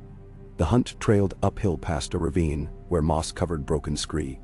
Jorah rode flanking position, scanning ridges. Barristan's calm presence reassured. Renly conversed gaily with squires, though his gaze seldom strayed from Robert's back. Hours later, hounds cornered a tusker in Briar Maze. Robert dismounted, brandishing spear. But the slope slicked with morning rain. His boots slipped, stomach weight pitching. Boar lunged. Barristan's shout split air. Jorah spurred forward. Both men closed just as tusks slashed cloth. Jorah jabbed spear butt into Boar's flank, diverting charge. Barristan hamstrung the beast. Renly's arrow finished it. Robert heaved, drenched in sweat, yet roared triumph. Did I kill it, or did you? He asked none in particular. We did, your grace, Barristan answered with courtesy. Robert laughed until coughs racked him. Jorah steadied him. The king did not shrug away. In that moment, Jorah sensed gratitude flicker behind sapphire eyes, that someone still guarded him for more than crown. On ride back, Robert spoke little, nodding drowsily. Jorah saw exhaustion hollow the king's face. A ruler aging faster than realm's dangers abated. They returned late afternoon to news more dire. Ironborn longships sighted off Arbor wine routes. At Faircastle, a lighthouse set ablaze, signaling infiltration. Tywin convened emergency council, Kingsguard, Lords, Jorah. Decisions hammered out like heated steel. Admiral Paxter Redwine, loaning 10 Dromons, Hightower dispatching Ravenry alert. Jorah volunteered to lead coastal fleet himself. Robert approved, clapping him on shoulder. Tywin consented after ensuring Lannister captains commanded half flotilla. 2 nights later, Jorah boarded the flagship Golden Roar. Ironic, he mused. And sailed into black waters with 40 ships. Moonlight silvered taut rigging. Phosphorescent wake glimmered astern. Elise stood beside helm, hair whipped into salt tangles. "The sea writes riddles," she said. "Tonight we learn if we read them true." Southwest they headed, hugging coast until Fair Isle lanterns faded. Stars wheeled, gulls cried unseen. At dawn, a crow's nest scout hailed sails on horizon. Black, ragged, 30 perhaps. Reavers bore for a grain convoy limping north. Jorah signaled attack pattern. 3-prong pincer. Galleys unfurled canvas. Oars churned against whitecaps. Drums beat low thunder. Battle joined mid-channel. Ironborn screamed praise to drowned god as boarding hooks flew. Jorah led charge across gangplanks, long claw cleaving ash shields. He fought with precise economy, sellsword years-honed reflex. Mid-melee he glimpsed Elise, dueling a towering kraken captain whose axe carved arcs through salty spray. She ducked, hamstring strike, then slid knife beneath beard. Sea claimed the corpse. From aft rail, Jorah saw Reaver flagship break formation, fleeing south. He commandeered a swift patrol boat. 6 volunteers rowing. Waves slapped hull, wind-whipped foam. They closed within bowshot. Ash-face helms lined railing. The quartered circle standard snapped above hatch. As they drew a beam, a tall figure appeared. Mask of dark bronze, quartered circle etched. He raised horn bow, arrow fletched with shale gray. Jorah threw himself aside, arrow hissed past ear. He vaulted to enemy deck as boats crashed. The masked man parried long claw with crescent blade that rang Valyrian. Duel spiraled amid chaos. Sparks, curses, spray. Finally Jorah feinted high, drove knee to gut, ripped mask free. Shock froze him. The face belonged to a woman, pale. Cheeks smeared ash, but the eyes were steel blue, kin to Elise's. Recognition flared across features. Sister? Jorah breathed without thinking. The woman spat blood. Elise betrays our birthright. She lunged anew. Jorah countered, disarmed her, held at blade point. Yield, he commanded. She laughed. A bear commands loyalty of iron. We bow only to tide. She plunged backward, arms wide. The sea swallowed her. Jorah stared at empty waves, heart hammering. Ash faces indeed part ironborn but deeper, a splinter cell with cryptic creed. The fleet routed remaining reavers. By dusk wreckage burned red across horizon. Jorah stood on quarterdeck, burden heavier than chainmail wet with brine. Elise joined him, face grave. "You met her," she said. "I saw your likeness in her." "My sister Ygritte," Elise confirmed. "We parted years ago. She followed priests who preached the drowned god's prophecy, that storm and salt will cleanse soft lands. Ash upon faces marks rebirth. Now, why warn me of raids if your blood plotted them? Because blood can sour. I choose shape of peace." Her voice roughened. "Will you trust that?" He looked at the horizon where flames guttered. Trust teetered on blade edge. But deeds weighed more than lineage. He nodded. "You saved me twice. That earns faith." Fleet limped back, prisoners chained, holds stacked with seized grain. When they docked at Lannisport, townsfolk cheered. Craftsmen rang anvils. Robert had departed for King's Landing, but Tywin waited on pier. He surveyed damage, Numbers, then inclined head. Effective, he conceded. The West owes you. Keep owing, Jorah said. Our war isn't done. Tywin almost smiled. Spoken like a lion of old. Weeks rolled into a rhythm of patrols, councils, hunts for ash faces inland. Grain flowed again. Merchants reopened distant routes. Yet beneath lull simmered rumors. Stannis building fleets at Dragonstone. Renly courting Reach support. Ned Stark sniffing rot at court. In far north, white ravens departed the citadel. Winter approaches. One fog-laden dawn, Jorah knelt in Casterly Rock's chapel, candles sputtering. He prayed in the old northern tongue, asking gods of wood and water to guide him where gold and steel faltered. Footsteps echoed. Tywin entered, alone. Cloak trailing. News from King's Landing, he said, voice softened by sacred stone. Eddard Stark arrested, treason charges. Baratheon children rumored illegitimate. City edges toward war. Jorah's heart lurched. War between crown and lions. Between lions and wolves, perhaps roses. Maybe dragons if rumors of Targaryen girl across sea hold true. Tywin studied altar flame. I set snares, yet others hunt. Choose your loyalty now, Warden, West or realm. I swore to defend innocent. Innocents perish when men sit fence. A line. Tywin stare bored. Ride with us to King's Landing. Prove you're more than Robert's whim? Jorah thought of Bear Island, Ned Stark's letter. Elise's harp, children waving along the road. He rose. I will ride east, but to keep peace, not feed lions' hunger. Tywin inclined head minimally. We share goal in words if not method. Saddle at sunrise. As Tywin left, candle guttered out. Smoke curled. Fragrant. Jorah exhaled. Roads stretched ahead. Dusty, blood-slick, uncertain. Duty called again. This time to a capital roiling with betrayal. He would go, not as pawn but as bear made warden. Forge in exile. Tempered by sea. He would carry the West's fragile unity east, and pray claws sufficed to hold it together. Elise awaited him in courtyard dawnlight, mare pawing stones. Eastward? She guessed. Estward. He mounted. As gate chains clanked, and morning sun bled over battlements, Jorah Mormont rode out, cloak flaring green behind. Wind smelled of rain and distant smoke, the scent of histories yet unwritten. He set his jaw and followed the road. Longclaw warm beneath hand, destiny pacing beside, like silent bear shadow. Kai. Dawn on the gold road was a pale hush, broken only by hoofbeats and the soft rattle of mail as the Warden's company pressed eastward.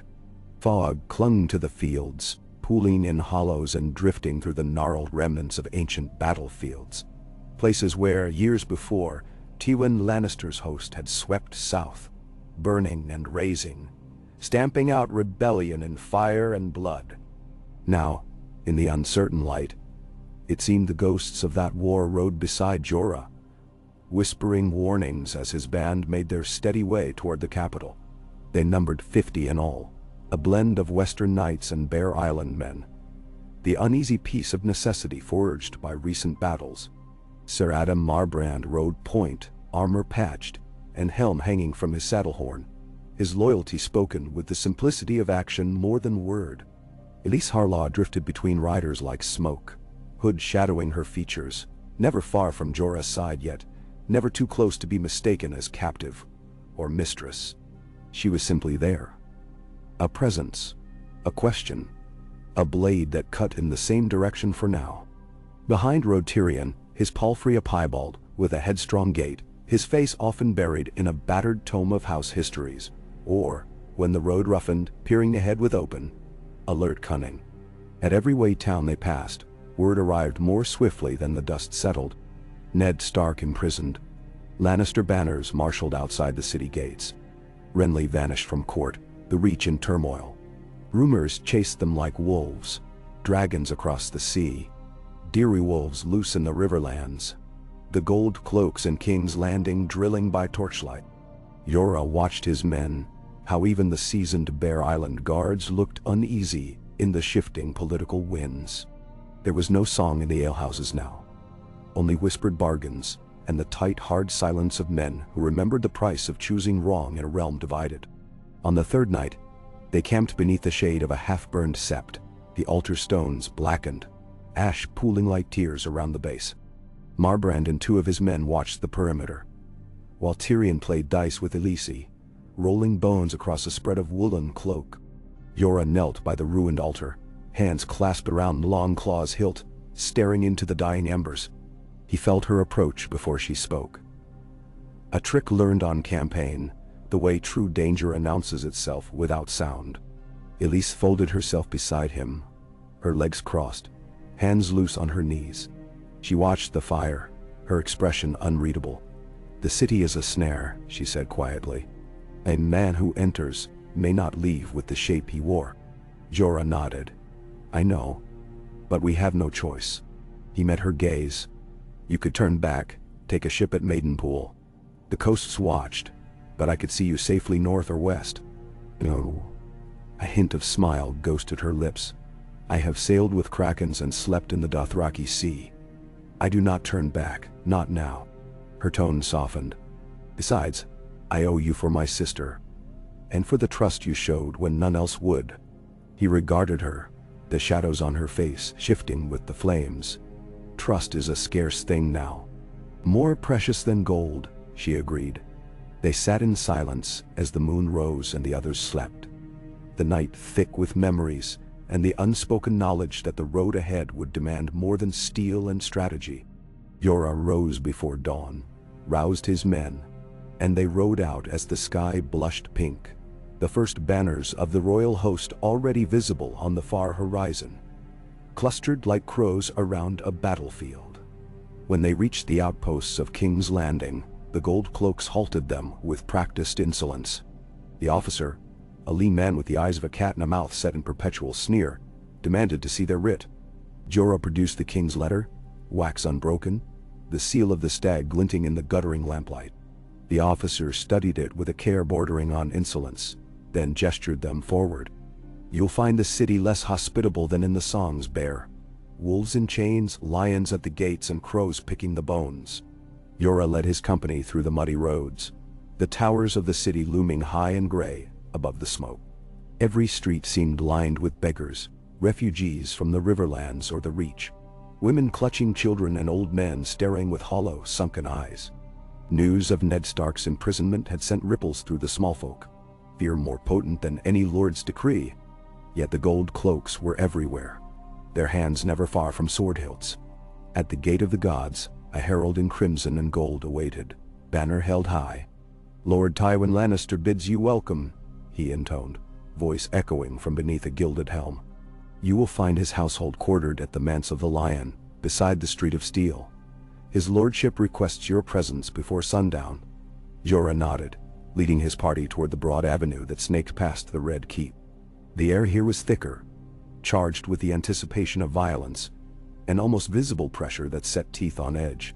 At the Manse of the Lion, Tywin awaited, flanked by Kevan and a small retinue of Lannister men-at-arms.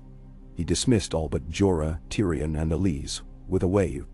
The old lion sat behind a desk hewn from a single slab of black oak, his hands steepled before him.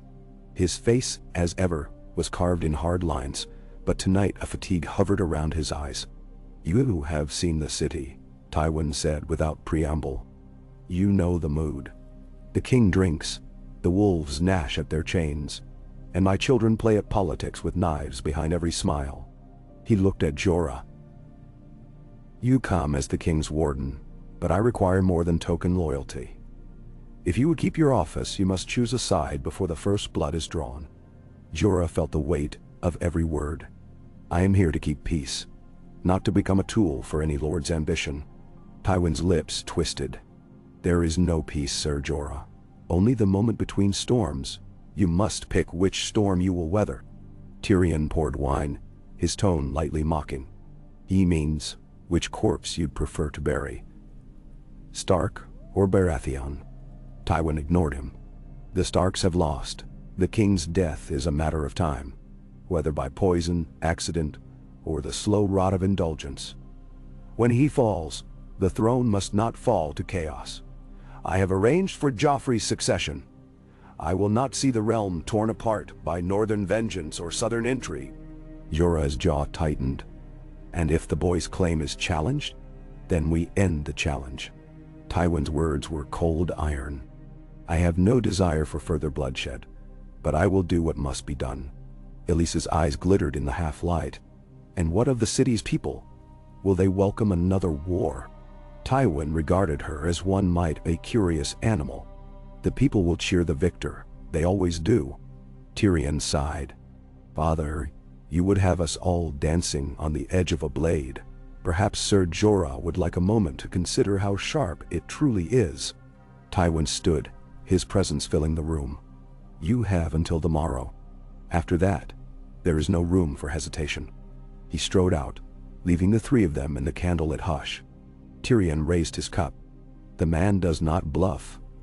When Tywin Lannister says choose, it means the choosing will be done for you if you dither. He studied Jorah. "I do not envy your position, Sir Bear. The city will soon run red, and I fear no warden's title will shield you from its tide." Jorah left the manse at moonrise, seeking the comfort of the city's quieter lanes. He found Elise in the shadowed garden, her hood back, her hair loose, the wind tugging it around her face.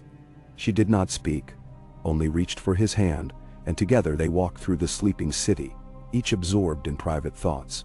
When the bells tolled midnight, news swept through the city. King Robert was dead, fallen to a boar on the Kingswood hunt. Jorah heard the cries echo from the Sept, the shouts from the Red Keep, the sudden commotion in the streets. By dawn, the city was a maelstrom. Joffrey had claimed the throne. The gold cloaks now wore red sashes, and Lannister banners flew from every tower. The Manse of the Lion became a command post, Tywin orchestrating deployments of the city's defenses with the precision of a general arranging a siege. Jorah was summoned again, this time to join a war council in the Painted Hall. The lords of the West filled the chamber, their faces wary but resolved. Kevin presented the state of the city's gates, fortified, garrisoned, loyal. Marbrand reported patrols. The watch doubled on the walls and along the Blackwater. Elise had gathered news from the docklands. Word that the flea-bottom gangs were restless, that smugglers had seen strange sails south of Driftmark. Tywin surveyed them all. "We will hold the city," he said. "The North cannot reach us in time. Stannis musters at Dragonstone, but his fleet is unready. Renly is still at Highgarden. The greatest threat is within: panic, riot, treachery." He turned to Jorah. "I place you in charge of the Street of Steel and the River Gate. Your men are to keep order. Use steel only if you must. Win the city, and the realm will follow." "Now." Jorah accepted, knowing refusal was impossible. He met Marbrand's gaze, the silent question exchanged and answered. They would do what was necessary to preserve what order could be saved, knowing full well how fragile a city's peace might be. The next days passed in a blur. Rumors sparked and guttered in every alley. Stark men slain in the night, Sansa weeping in the Queen's chambers, Arya vanished. Gold cloaks beat back a riot in the fish market. Bear Island spears repelled looters in the granaries. Jorah moved from street to street, sword drawn but sheathed, unless necessity forced his hand. At the river gate, he found a crowd of desperate men, city folk clamoring for news, for bread, for protection. A boy of 12 tried to slip a dagger beneath his cloak. Jorah caught his wrist, twisting gently but firmly, and knelt before the youth. "What do you seek, lad?" The boy stared, eyes wide, then burst into tears. "Food," he sobbed. "My mother's gone, my father." He could not finish. Jorah stood, signaling to a squire. "Bread and water. See he's fed." He raised his voice, addressing the crowd. "There will be no looting, no killing. The king is dead, but the city stands. No harm will come to those who keep the peace." Some cheered, more jeered, but the pressure eased. Jorah's men passed out loaves and casks of water, a small mercy in the growing storm. Elise found him that night in the ruined bell tower of St. Nestor's, overlooking the Blackwater. Below, the city shimmered with firelight and fear. She leaned against the stones, watching him. You rule a city by kindness and steel. How long do you think you can hold both? Net or one? He shrugged. As long as it takes. She smiled faintly. It may not be long enough. He gazed at her, knowing she spoke truth. The city was a tinderbox, and all it required was a single spark. That spark came sooner than expected. On the second day after Robert's death, as the sun set in a haze of blood and smoke, a cry rang out from the city's southern quarter. The wolves are marching. Panic swept the city. Crowds surged, gold cloaks pressed to the limit, and word arrived that Stannis had sailed from Dragonstone.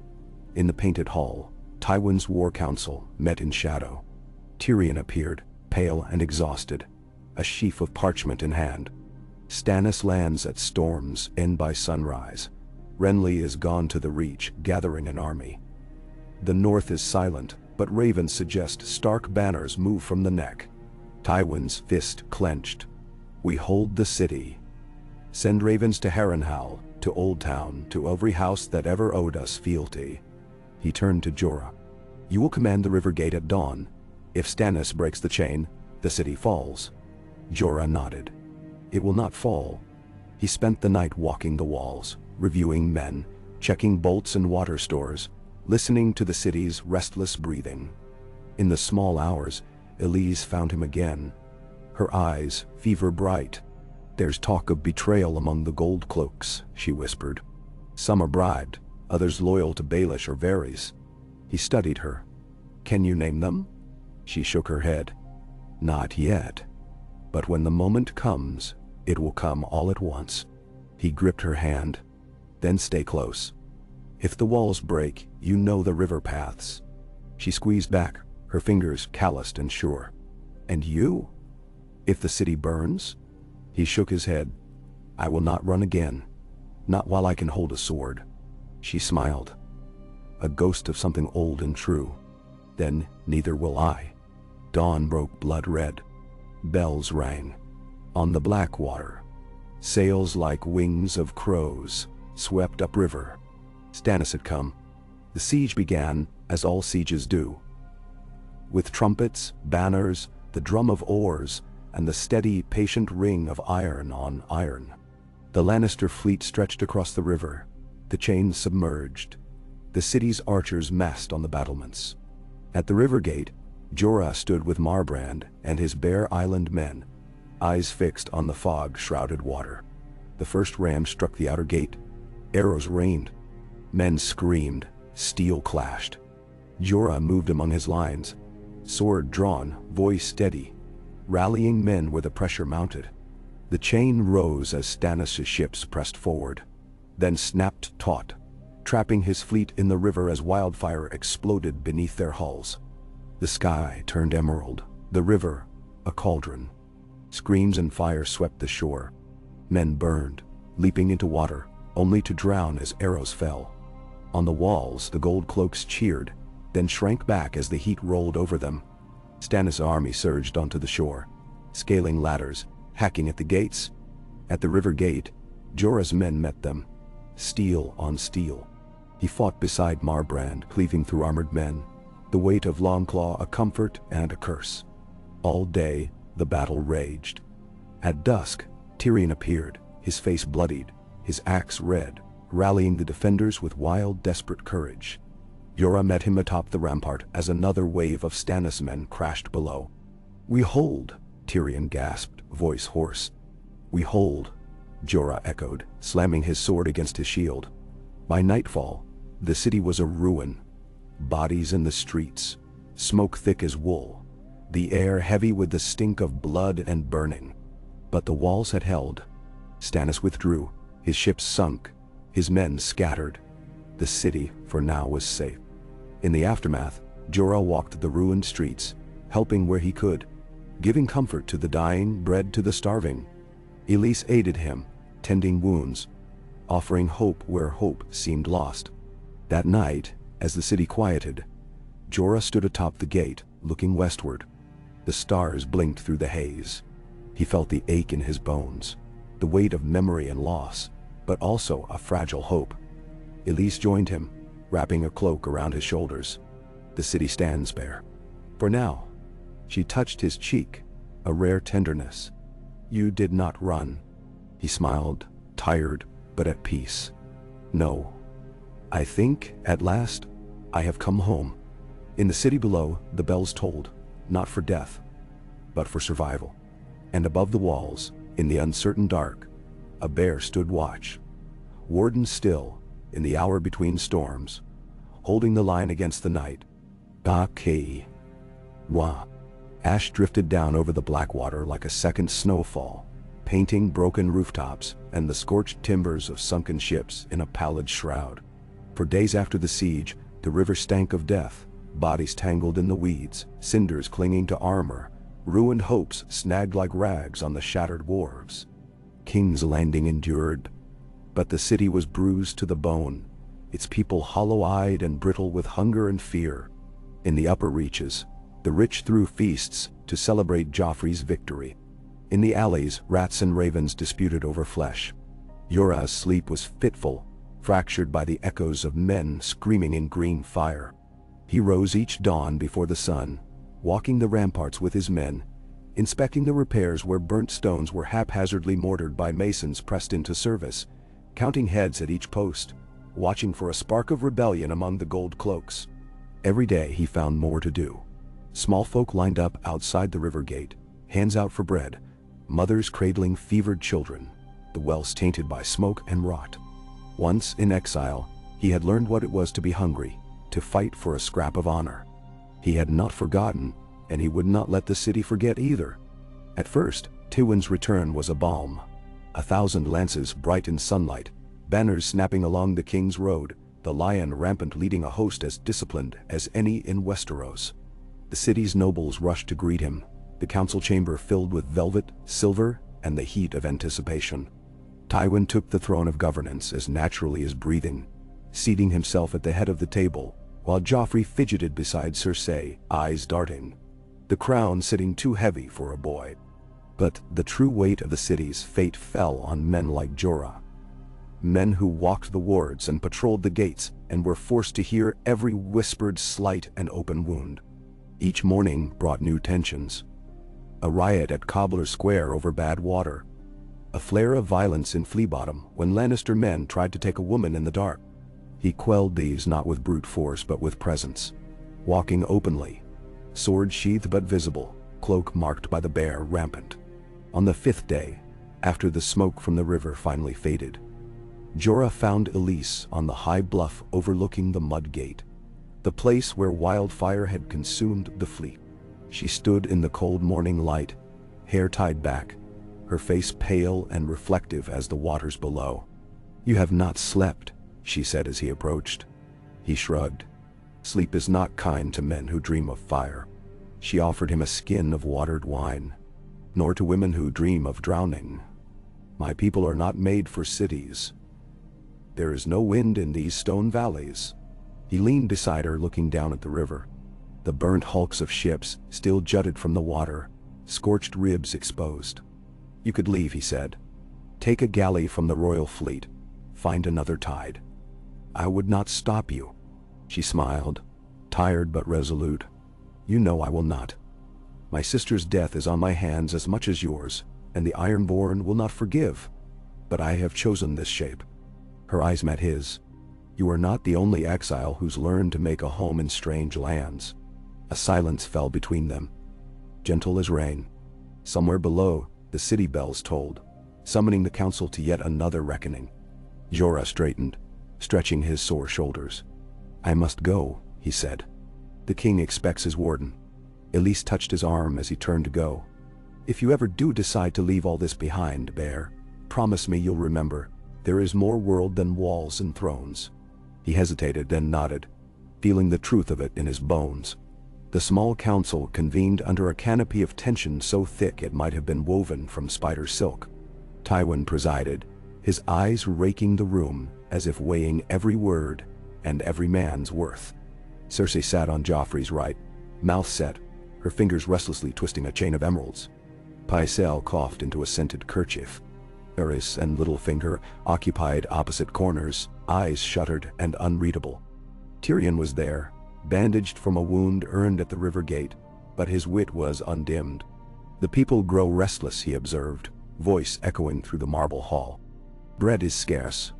Grain convoys are overdue, and what little arrives disappears into the cellars of the very houses who call for order. Cersei's eyes narrowed. The city stands. If they cannot be grateful, let them remember what fate would have befallen them had Stannis prevailed.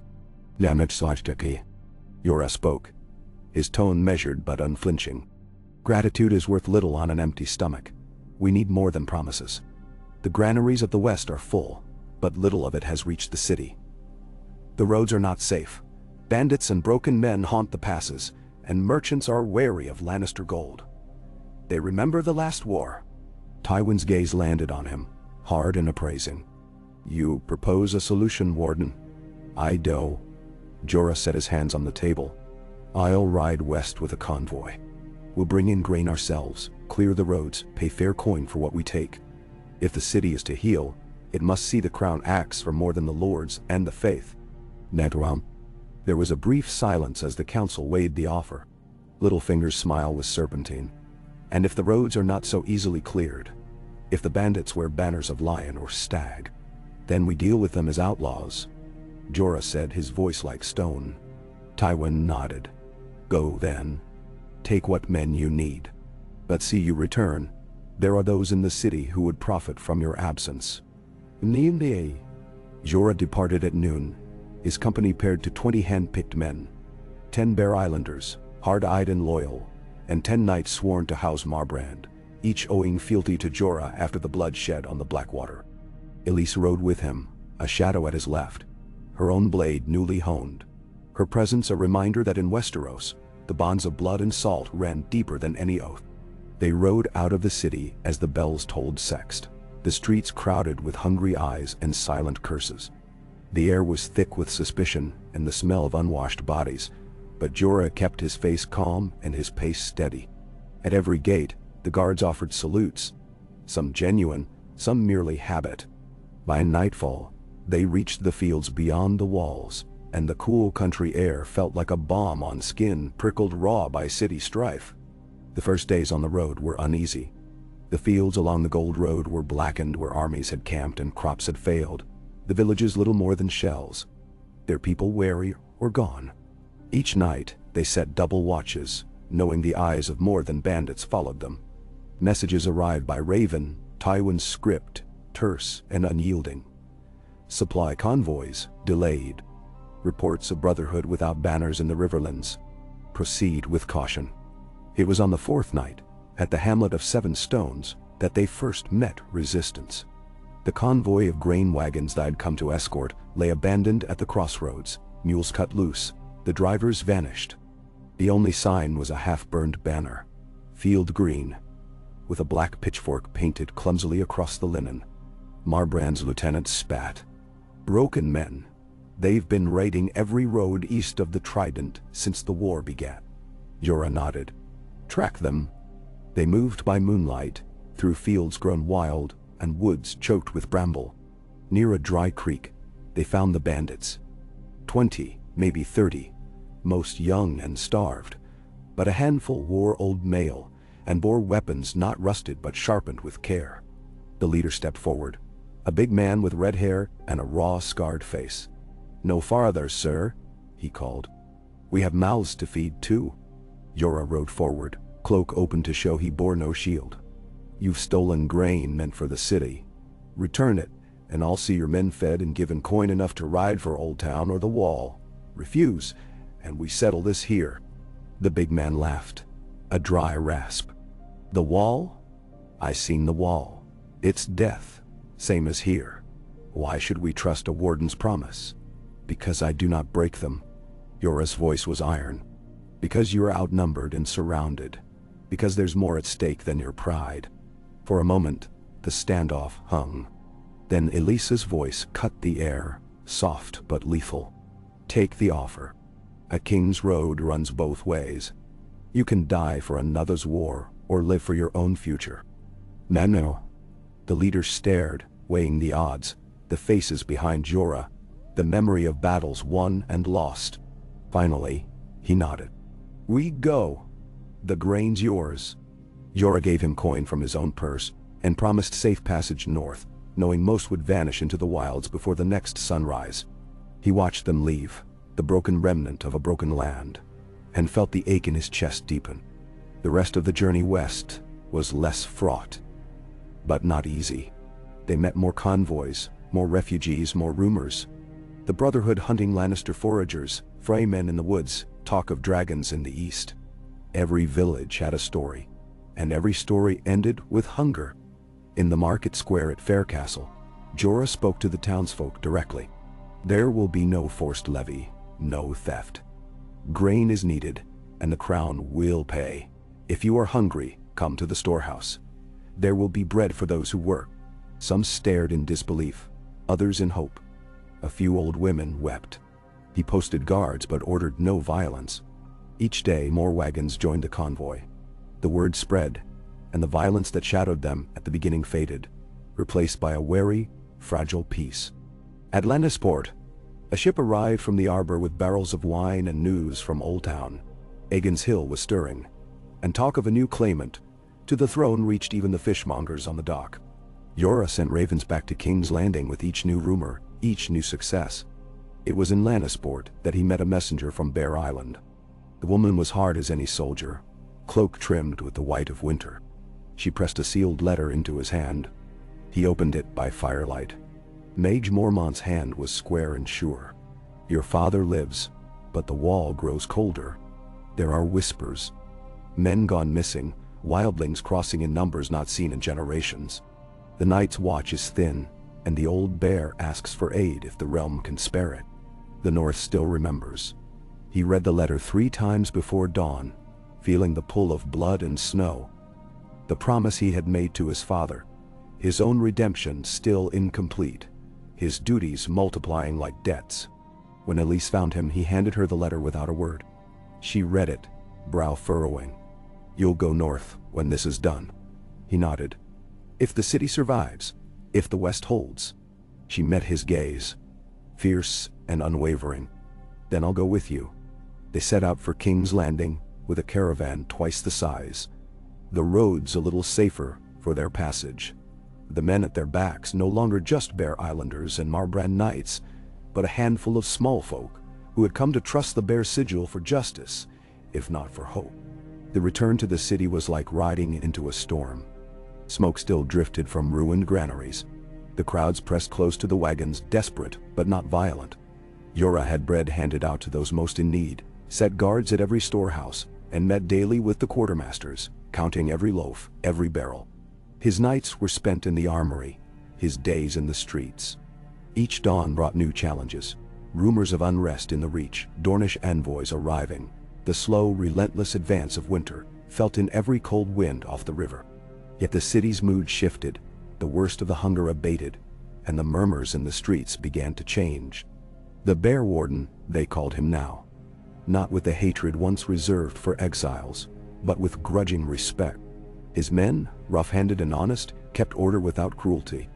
He made time for the common folk, and for this they gave him trust, if not yet loyalty.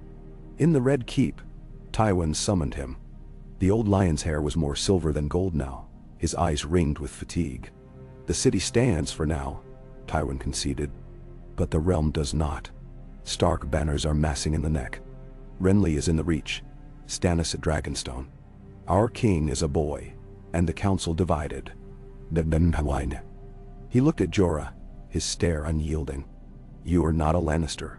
You are not even of the South. But you have done what my bannermen would not. Kept peace, fed the people, held the gates. I offer you this, the lands of Harrenhal, in addition to your western charge. Swear to serve the crown, to keep the city when war comes."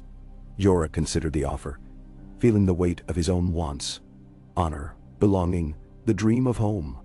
He looked to Elise, standing at his side, her face shadowed by the fires of too many nights.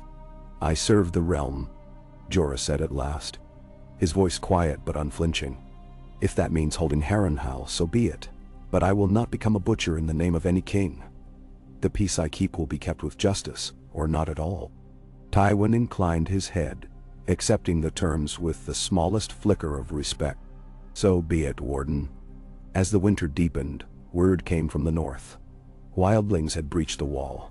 The dead walked in the woods, and the old bear called for aid with greater urgency. Jorah wrote a letter, sealing it with the bear's claw, promising what men and grain he could spare. He gathered Elise and his most trusted captains. "When the spring comes, we ride north," he said. "There is a battle waiting that will decide more than thrones or crowns." And so the months passed. The city endured, battered but not broken, the bear rampant flying above its gates. Rumors of dragons and darkness swept the realm. But for now, King's Landing was at peace, held by the hand of an exile who had learned, through loss and hardship, that sometimes belonging was not given but made, by courage, by mercy, and by refusing to let the darkness close the circle of the world. When the first snows drifted down, Jorah climbed to the highest tower in the city.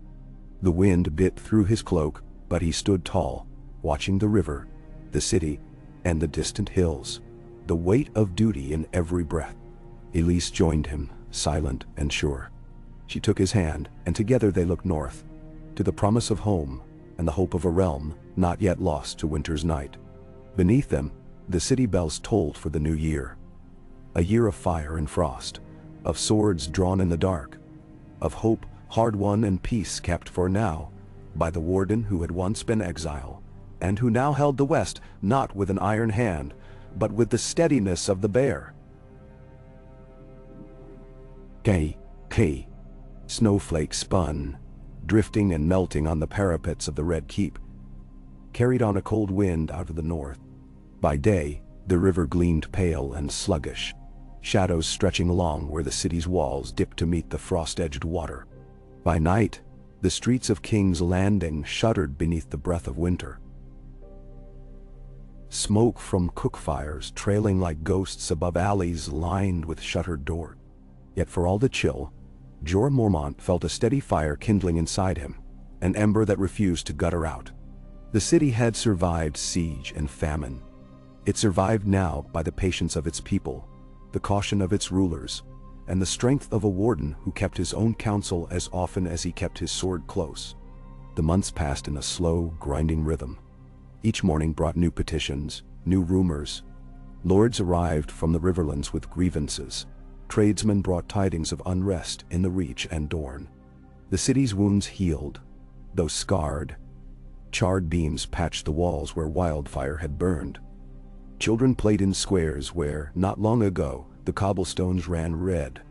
Jorah made his rounds at sunrise, then again at dusk, taking care never to walk the same path twice. His presence was a warning, a reassurance, and sometimes, on bitter nights when hunger gnawed and hope wore thin, the last barrier against chaos, Elise Harlaw had made herself indispensable.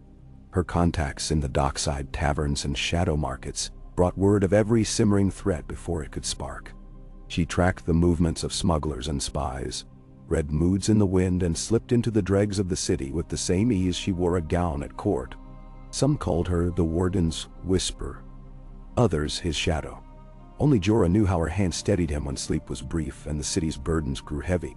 At night, when the world was quiet and his guard finally let down, he'd lie awake beside her, listening to the faint distant music of bells, the murmur of the river, and the evenness of her breathing. On the feast day of the Maiden, snow fell heavy at dawn, muffling the usual city racket. Jorah stood at the top of the river gate, wrapped in his bear cloak, watching bundled crowds shuffle toward the sept. Processions of silent sisters passed, veils fluttering. The people's faces were drawn but bright, grateful for bread, for the warmth of a shared prayer, for the illusion, if only for a morning, that winter might yet pass them by. A horn sounded from the north gate. 3 long blasts, urgent, echoing. Jorah's captain, a scarred Braxman, jogged to his side. "A northern host approaches, my lord. No banners unfurled, just stark gray, and a rider who claims urgent news from the wall." Jorah's heart skipped. He ordered the gates opened, riding out with 10 men to meet the column. He found them half a league from the city, 500 strong, most clad in piecemeal furs, more than a few in the black of the Night's Watch. The snow-crusted leader rode forward, old, gaunt, bearded, with a gloved hand resting on the hilt of a battered sword. "Lord Commander Mormont," Jorah said, voice roughening with emotion. The old bear nodded, his eyes shadowed and wise. "Jorah, it has been a hard road, son. The wall is broken and the dead walk." They embraced as men long parted do, with stiff arms and tears burning hotter than shame. When they parted, Jorah surveyed his son with pride and sorrow in equal measure. "We rode hard, losing men at every turn. White walkers, others not just wildlings. Press south. The watch is broken, scattered. Winterfell burns, the north is a ruin. I have come to warn the realm. Unless every lord of Westeros turns to face the true enemy, all our squabbles will feed only the grave." Jorah sent riders ahead to announce the Lord Commander's arrival, and escorted the survivors to the Red Keep. Elise met them at the gate, face pale but resolute. "Your father brings an army of warnings," she murmured. "See that the council listens." Tywin summoned the lords the same evening. They filled the throne room, anxious and irritable. Cersei in green velvet, Tyrion perched on the edge of a dais, Pycelle snoring through half the speeches. The old bear strode to the center of the marble floor and spoke in a voice that commanded the room. "The wall is breached. The Night's Watch is scattered. I have seen things no living man should see. Corpses walking in darkness, their eyes blue with death. Wildlings flee south. Hundreds of them, women and babes with frost-bitten hands, desperate enough to kneel before southern kings. If the dead are not stopped at the neck, the north will fall, and the south will follow." And for once, the court was silent. Cersei broke it, her words cool as ice. "The north has always been cold, Lord Commander. Winter comes every year, and the realm endures. Why should we believe this tale of monsters?" Jorah fixed her with the look that had cowed generations of men. "Send your own eyes then. But do not wait until the white tide laps at your own gates. We need every sword, Lannister, Tyrell, Martell, Greyjoy, all." "Nani?" Tywin leaned forward, hands clasped. "You have my attention, Lord Commander. What proof do you bring?" Jorah unwrapped a bundle from his saddlebag, a severed hand, black with rot, the flesh frozen, the nails pale and blue. The stench filled the hall. "This was my steward. Dead 6 days, walked on the 7th. Burned before he could rise again." Some recoiled. Tyrion, pale, stepped closer. "You have my attention, old bear." The council erupted in debate. Some called for sending scouts. Others scoffed. Others argued that the threat of war with Renly and Stannis made every sword precious. Jorah listened, his jaw set, feeling the old Northman's pain as his own. When the debate turned to deadlock, he stood, his voice carrying through the turmoil. "Enough. I have seen too many men die over words. The old bear speaks true, and his word is enough for me. If the wall has fallen, the realm must stand or perish together. We ride north." Cersei laughed. "Will the Warden of the West now abandon his city for a ghost story?" Jorah stared her down. "I have done my duty in King's Landing. I have fed the hungry, quelled riots, and kept the peace. My charge was to hold the gates, and now the greatest gate of all lies open to darkness. I will go, and those who value the living over the crown should come with me." Tywin watched him, unreadable. "If the dead march, no southern army alone can stop them. But send too many men, and we leave the city to our enemies." Tyrion interjected. "We must call banners from every house, Stark and Tully, Arryn and Baratheon. And if we do not stand together, we will all fall." At last, Tywin agreed to send word to the Reach and Dorne, to send half the city's host north with Jeor and Jorah. The rest would remain to keep King's Landing from falling to chaos in their absence. The decision was made at midnight, in the shadow of the Iron Throne. Jorah stood atop the battlements that night, Elise at his side, the city lights twinkling in the frost. He told her the plan, how he would lead the western host north, trusting in his officers and her guidance to keep the peace in his stead. She listened, her hands clasped around his. "When you ride, you will face more than the cold bear. Men will follow or falter by your courage." He smiled, tired but resolute. "Will you come?" Elise did not hesitate. "I would follow you anywhere.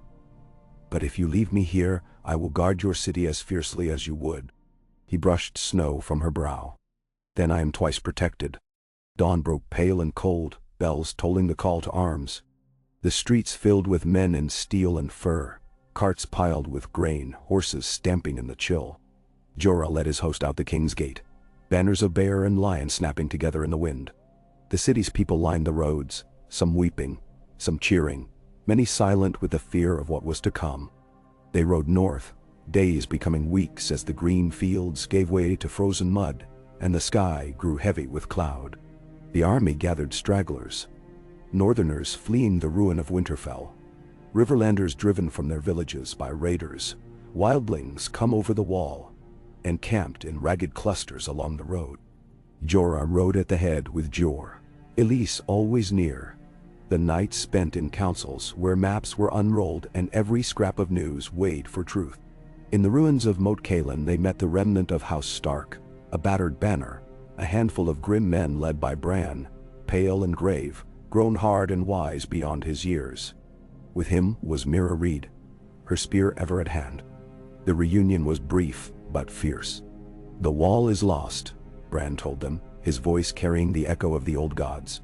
"But the North remembers. We will stand with you, Warden, if you will stand with us." "We will," Jorah answered. "By ice and fire, by blood and bone, the realm stands together or it falls." At White Harbor, they were met by Davos Seaworth, envoy from Stannis, with tidings that Dragonstow's fleet sailed up the narrow sea, bearing Melisandre and her red priests to the wall. The city was swollen with refugees. The docks jammed with ships too frightened to sail, but the people looked to the assembled host with hope, and for the first time in a generation, banners of lion and bear, trout and wolf, kraken and rose, flew side by side. The march northward was hard. Snow deepened. Supplies ran thin. Wolves howled in the woods at night. But the people endured, drawn together by the promise of something greater than a king's crown or a lord's vengeance. Every day, more flocked to the cause, knights and small folk, wildlings and sworn brothers of the Watch, all united by a simple truth. Winter was here. One night, camped beneath the walls of Last Hearth, Jorah Mormont grew fevered and restless. Jorah sat at his bedside, Longclaw across his knees, listening to his father's broken murmurs. Fragments of old battles, names of lost friends, the weight of command pressing even in dreams. "You did well, Jorah," the old bear whispered, his hand gripping his son. "Better than I hoped, more than I deserved. Bear Island's blood runs true." "Nepis Mars." Jorah swallowed hard, pressing his father's hand to his brow. "I only did what you taught me. Duty. Always." The old bear smiled, weak but proud. "See the realm saved, son. Let the bear's name mean something when the snows melt." When Jorah passed in the night, the Watch mourned him with black fire and song, and Jorah was left with the legacy of all the North. The weight of command passed from one old warrior to the next. In the pale blue dawn they crossed the White Knife, the host stretching for miles. 30,000 souls in all. A patchwork army braced for the darkness ahead. At the shattered gates of the night fort, the wind cut like knives. The sky churned with the promise of storm. The White Walkers came at sunset, first as shadows moving through the trees, then as a silence so complete, it froze every heart in the army. When the Whites broke from the woods, howling and clawing, the line held, bear and wolf, lion and stag, men and wildlings shoulder to shoulder. Jorah fought at the center, Longclaw flashing with pale fire. Beside him, Elise loosed arrows until her quiver emptied, then drew her blade and stood with him, back to back. Bran Stark's voice echoed through the snow, calling the old gods anew, the air thickening with a power deeper than blood. The battle raged for hours, the line buckling but not breaking. Jorah felt hope slip, then return as men rallied, as fires blazed along the trenches, as Davos and his onion knights drove back the dead with torches and grit. At the height of the carnage, Jorah saw the Night King. Tall, crowned with frost, blue eyes burning. He charged, cutting a path through white and shadow. And for a moment, it seemed the world shrank to a single point. Two blades, ice and fire. The memory of everything he'd lost and everything he still stood to save. The Night King's blade met Longclaw in a crash of sparks and snow. Jorah staggered, felt the cold bite through his mail, but fought on, every lesson learned in exile and shame burning in his veins. Elise was at his side, and together they pressed the ancient evil, refusing to yield. Bran's voice rose above the storm, and something shifted in the air. A light, faint at first, then blinding, as if the old gods themselves answered. The Night King faltered, the dead shrieked and wailed, the storm breaking as the light burst across the field. When it was done, the White Walkers were gone, the dead fell still, and the snow ceased to fall. Jorah knelt in the hush that followed, Elise's hand on his shoulder, the battered host gathering around them. Bran Stark limped forward, his face grave. "It is finished," Bran said. "But the cost is high." Jorah rose, his cloak heavy with snow and blood, and looked out over the field. Friends and enemies alike fallen together, the survivors too weary to cheer, too grateful simply to be alive. In the weeks that followed, they buried the dead and lit pyres that turned night into day. The host, broken but unbowed, began the long march south. At Winterfell, the walls were rebuilt. At White Harbor, bells tolled for peace. The lords who survived set aside their old hatreds, if only for a time, bound by the memory of what they'd faced. In the spring, when the first green shoots broke through the snow, Jorah returned to King's Landing. The city welcomed him with cheers and banners, the bear rampant now a symbol not of exile, but of hope reclaimed. Tywin Lannister, older and thinner, offered his hand in truce, and Jorah took it, knowing at last what it meant to belong. Elise rode at his side, her smile bright in the morning sun. The people thronged the streets, not to demand bread or safety, but to see the Warden who had marched north and returned. The man who kept the peace when others dreamed only of war. And at night, when the city was quiet, Jorah would walk the parapets, the river shining beneath the stars, and think of Bear Island, of his father's words, of the duty that never ends. He was Warden of the West, but he was more. He was the man who had made himself anew in the forge of exile, shame, and redemption, who had faced the darkness and brought the dawn. Winter would come again. Storms would batter the walls, and old wounds would ache. But so long as men like Jorah stood guard, there would be hope. And for that, the city slept a little easier beneath the gaze of the bear. Kai, Ki, Ai, Kalindo, Adinshira, Paromoro Braido. The city's breath came slowly that spring, as if all of King's Landing had been holding it for the length of winter, afraid to exhale until the threat of darkness truly passed. In the low streets near the river, children played again, shrieking as they chased hoops along the cobbles, and wove through market stalls full of new ripened pears, plums from the Reach, hard sausage from the western hills. Smoke rose from chimneys, but it was the soft gray of cooking hearths, not the black billows of siege or riot. Over the city gates, the banners of House Mormont and House Lannister flew together, a living promise that even enemies could be made to stand for something greater when the world was at its breaking. Jorah Mormont felt the city's awakening as a current in his own blood. He made his circuits daily on horseback, riding with a handful of trusted captains, men from Bear Island and the West alike, rough and rowdy, united by battle and the knowledge that their warden would be the first to answer it if trouble stirred. It was not the Lord's sort of progress that his predecessors had performed. There were no silver trumpets or brocaded banners, no perfumed pageantry. Instead, Jorah talked with stonemasons and butchers, water sellers and washerwomen, heads bowed close, listening to complaints and hopes, measuring the pulse of the city with every step. The tales of his justice, swift but fair, spread faster than ravens, and wherever he went, the crowds parted, some faces showing fear, more showing respect. Peace was always a fragile crust over boiling water. The wounds of siege, famine, and long division lingered beneath the surface, not easily soothed by food or law. There were days when corpses were found in the alleys near Flea Bottom, knifed in disputes over loaves or old insults.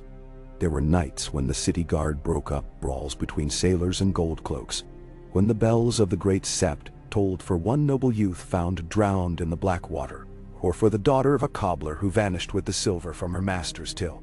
Through all of it, Jorah's presence was a constant. He delivered justice not as a lord aloof, but as a man who had lived with shame, who knew the value of second chances and the necessity, sometimes, of the sword. He did not govern alone. At council, Tywin Lannister held the king's purse and the realm's most dangerous secrets, his hand steady even as his age weighed on him. Tyrion, scarred and smaller, sat beside him, ever the jester and the truth-teller, the one who brokered peace among fractious lords with a word or a joke. Elise Harlaw managed networks of informants and kept the queen's spies and the spider's whisperers at bay. In Jorah's household, the Stark boy Bran sent ravens north and west, quietly binding the realm's future to its battered present. In the wake of the Night King's fall, Westeros found itself raw and hungry for unity, but unity did not come easily. Rumors came daily from the Riverlands, tales of the Brotherhood, without banners turning to banditry once more, a phrase hanged by their own for old crimes. In the Reach, Lord Paxter Redwine's ships scoured the coasts for ironborn reavers, and in Dorne, a new princess was crowned, swearing peace but demanding justice for slights real and imagined. For King Joffrey, now king in truth, no longer a child but a youth whose eyes had seen death, there was both opportunity and peril. His mother, Cersei, held her power close, her ambition undimmed by the disasters of war. But the small council, now dominated by Tywin, Tyrion, and Jorah, kept her influence from strangling the city outright. Sansa Stark, wise and wary, had become his promised bride, and her gentleness was a balm to the king's wounds. But the realm's wounds ran deeper than any single marriage or treaty. It was in this season of uneasy renewal that Jorah first received a letter from Lady Mage Mormont of Bear Island. It came sealed with green wax, bearing the mark of the bear rampant. The script was short and strong. Winter is gone, but the old things stir. Ravens bring word of ships off the lonely light, wildlings hunting seals where no wildling should go, and small folk speaking of shadows on the water at dusk. The women of Bear Island stand ready. Send word of the king's will. We remember. Jorah carried the letter for 3 days before replying. He walked the length of the city walls, watching the muddy river in the west, the winding streets at sunset, and the far blue smudge of the bay. At last, he wrote, "Bear Island is my heart. My duty is the realms. We hold the peace here, but if ever the north calls, or the sea turns black again, the west will answer." He sent the raven north, his heart heavy with longing. That night he told Elise as they lay together in the quiet dark, their hands entwined on the coverlet, "If it comes to war again, I will have to ride north." She turned to face him, moonlight silvering her hair. "I would go with you, or wait here. I am not made for peace, Bear, but I am made for you." They fell asleep with the city's sounds far below, a lullaby of distant laughter and river bells. The realm's peace lasted a season. Then the rumors took shape. The Iron Islands were stirring, their silence not a sign of peace but of preparation. Reports filtered in of fishing villages on the western coast burned in the night, survivors taken as thralls, merchant galleys vanished between Lannisport and the Arbor. Even as Tywin's scribes drew up new taxes and the king's guards patrolled the docks, it became clear that the Krakens were not finished. The council met late, the table crowded with maps and grim faces. Tywin listened as Sir Adam Marbrand, now Jorah's chief marshal, recounted the raids. Elise placed pins on the map. Each one a ship lost, a farmstead torched, a child gone missing. "The Greyjoys wait for us to grow fat and slow," Jorah said. "They'll test the coast until they find a weakness." Tywin's lips barely moved. "The king's navy is rebuilding, but our captains fear these waters. It will be months before we can outmatch their squadrons. The West cannot bleed again so soon. Then, Tyrion poured wine. Then we bleed them, hit the islands, burn their ships, show them the bear is not a hibernating beast. Jorah nodded. I'll lead the fleet myself. I'll take the old Bear Island ships, and whatever Marbrand and Lannisport can spare. Cersei's voice, velvet and acid, floated over the table.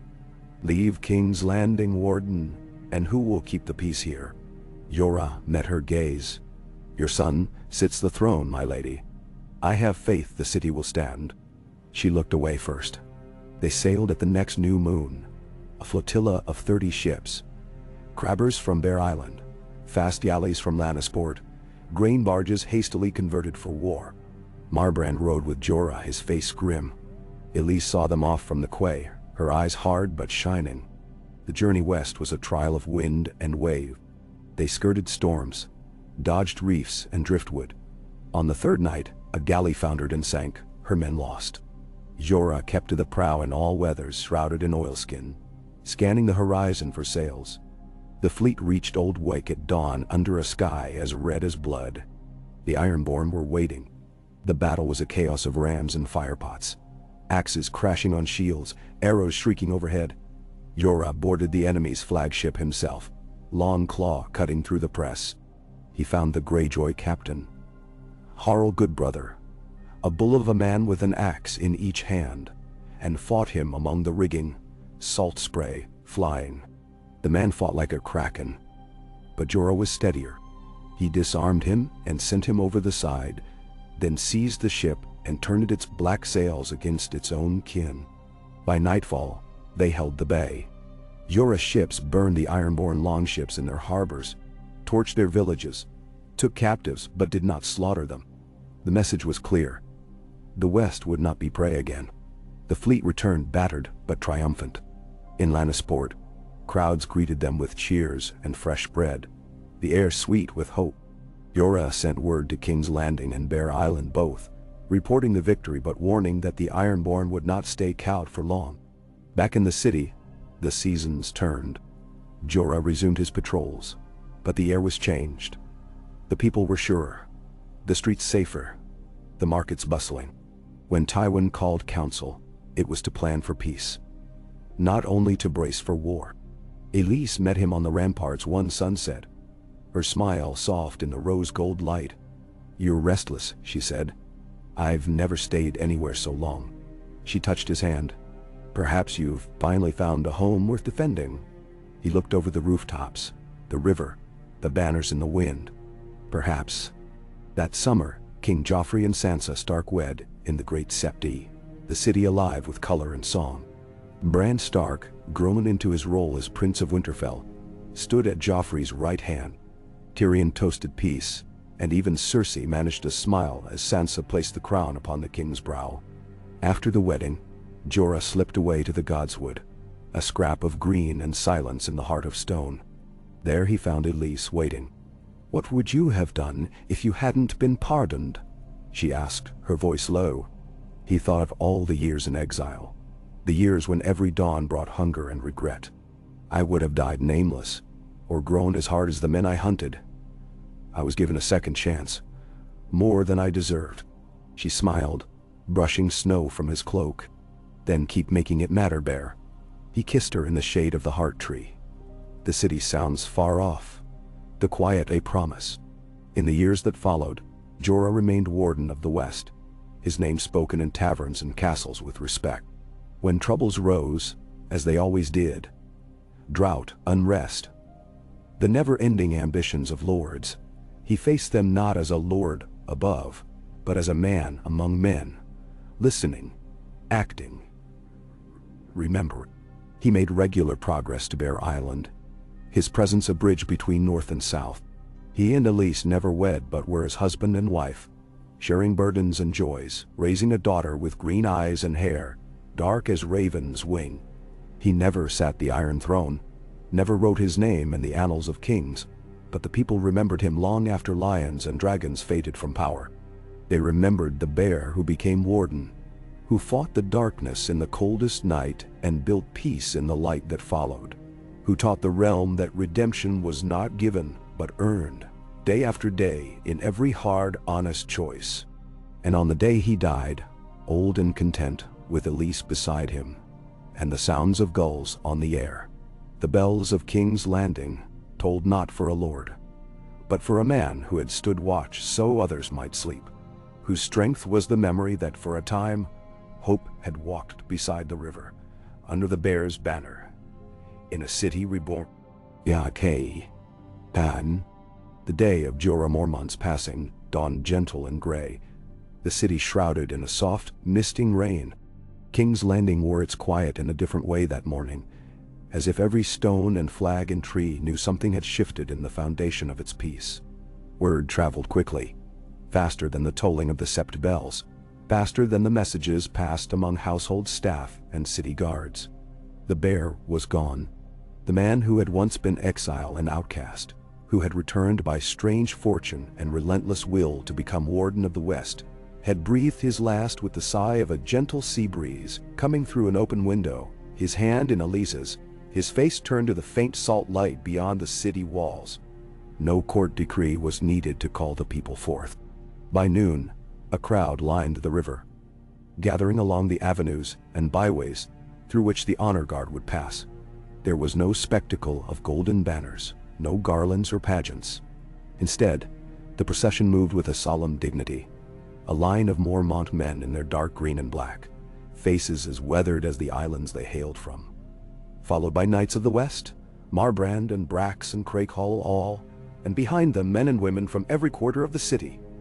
Market fishwives, smiths, laundresses and beggar children with hands clasped or eyes red-rimmed from tears they didn't understand. Tyrion Lannister, grown thinner with age, rode behind the catafalque, and at his side walked Bran Stark, no longer a boy but a lord of Winterfell in truth, pale-faced and silent. The body was borne on a plain wagon draped in furs and a single black and green banner. There was no gilding, only the sword Longclaw crossed over Jorah's chest and a circlet of wood from Bear Island at his brow. Elise walked with their daughter at her side, hand gripping the child's shoulder as if she would never let go. Above, the sky remained unbroken, low and gentle as a benediction. They bore Jorah out the river gate and down the winding road to the sea, the people following in a current of silent grief. At the water's edge, the crowd halted. Elise knelt, pressing her forehead to the cold planks of the dock, murmuring words none could hear. Tyrion recited the old words in a voice that quavered only once. Here lies a man who stood the night for all. The boat was a small, battered vessel, rigged with new sails, but otherwise as plain as the Mormont men who manned her. Jorah's body was laid amidships, his sword beneath one hand, a pouch of Bear Island earth beneath the other. Bran stepped forward and placed a branch of weirwood across the old knight's breast. "Gone. The North remembers," he said, and the crowd murmured the words back. Elise lingered for a moment, her daughter in her arms, and then the ropes were cast off, and the boat slipped out into the current, rowed by silent Mormons, the sails taking the breeze for Bear Island. No one spoke until the boat was a pale shadow vanishing beyond the bay, lost among the early mists and the cry of gulls. The city entered a morning that was both private and communal. Elise spent her days in the tower that had become their home, taking comfort in letters from Bear Island and visits from old friends. Marbrand, who still drilled the guardsmen daily, Lady Sansa, now queen, who came with gifts of honey and sweet bread, Bran, who sat by the window and spoke softly of the green dreams and the shape of the future. The little girl, Geraldine, in memory of both grandfather and father, grew tall and bold, riding in the yards and climbing where no other children dared. Elise watched her with pride and fear, knowing the world remained a place of storm and sorrow, but also of hope. The council met, as it always did. King Joffrey had become a man of brittle caution and reluctant wisdom, more easily moved by the advice of his queen in hand than by the old tempers of youth. Tywin was gone, his bones in the crypts below Casterly Rock, and Tyrion served his hand with a wry grace, more given to listening now than to laughter. Lady Sansa ruled with a gentle strength, her word law among the ladies of the court, and in the city's houses of healing. It was Tyrion who came to Elise as spring lengthened, carrying a packet of letters and a small wooden box. "You know he wished you to have these," the dwarf said quietly, placing them on the table in her solar. "And this, if you'll allow it." He opened the box to reveal a single iron ring, the signet of the Warden of the West. She smiled through her tears. "He would have given it to our daughter, but she is still a child. Perhaps, or perhaps he meant it for you, for all the winters you saw him through." "I am no warden," Elise said, though her voice had a trace of steel. Tyrion shrugged. "We none of us begin as what we become. The council will confirm her guardianship, and you will serve until she's grown. Bear Island's word carries far these days." So it was that Elise Harlaw, once a ship thief's daughter, became the first woman to serve as Warden of the West, her seat on the council marked by the iron ring and the quiet respect of those who had stood beside Jorah. She took up the duties as he had, walking the walls, listening to the people, mediating among lords, and riding north every spring to Bear Island, to teach her daughter the words and ways of her father's kin. In those years, Westeros changed again. Peace ebbed and flowed. New kings rose and fell in the east. In Dorne, Princess Nymeria brought water to the salt shore and trade to the mountain passes. Old feuds flared, but war did not come as it once had, for the scars of the long night and the battles with the dead were not easily forgotten. Every autumn, when the leaves turned gold and the air grew crisp, the people of King's Landing held a feast for the warden who had been a bear. No golden statues, no marble monuments, just tables laid with the best fish and meat, casks of dark ale, songs sung by men who had fought at the river gate or sailed with Jorah to the Iron Islands. Children listened with wide eyes to the tales of how the bear came home, how he defended the weak and stood beside kings and queens without ever becoming less himself. As Jorlin grew, her mother taught her the lessons that had shaped a father's legacy. Strength, yes, but mercy more. Loyalty to home, but justice for all the realm. And the knowledge that peace was not a gift from above, but a work done every day, with hands that bled and hearts that dared to hope. Bran sent ravens from Winterfell with news of the old god's dreams. Sansa sent books and rare northern herbs. Tyrion, when he was able, came with clever riddles and advice on the games of power. In her 16th year, Jorlin rode to Bear Island for the first time, her hair braided with green and silver, her mother beside her. The women of House Mormont welcomed her in the great hall, the banners flying, the hearth blazing with driftwood fire. There, before the carved weirwood and the blackstone bear, Elise knelt and offered her daughter the ring, the sword Longclaw, and the oath of service. In peace and war, in night and light, by the old gods and the new, I give you the West to guard, as your father guarded it before you. Jorlin took the ring, the sword, and the words, her voice clear and strong. The bear stands for all. So it was, as the world spun onward, that the warden's blood endured. In a daughter's promise, in the kindness of a widow grown wise, in the city's laughter, and in the stories told by firesides from the Sunset Sea to the Iron Islands, from the orchards of the Reach to the green hills above White Harbor. They spoke of Jorah Mormont not as a king, but as a man who had been pardoned and who had returned, who had failed and atoned, who had guarded the gates against the night, and left behind a peace stronger than steel or gold. The river rolled on beneath the city, carrying driftwood and dreams to the sea. The bells tolled for each season's change, for each new birth and each gentle passing, and high above, where the banners rippled in the western wind, the bear watched still, a silent promise that hope, once kindled, need never die.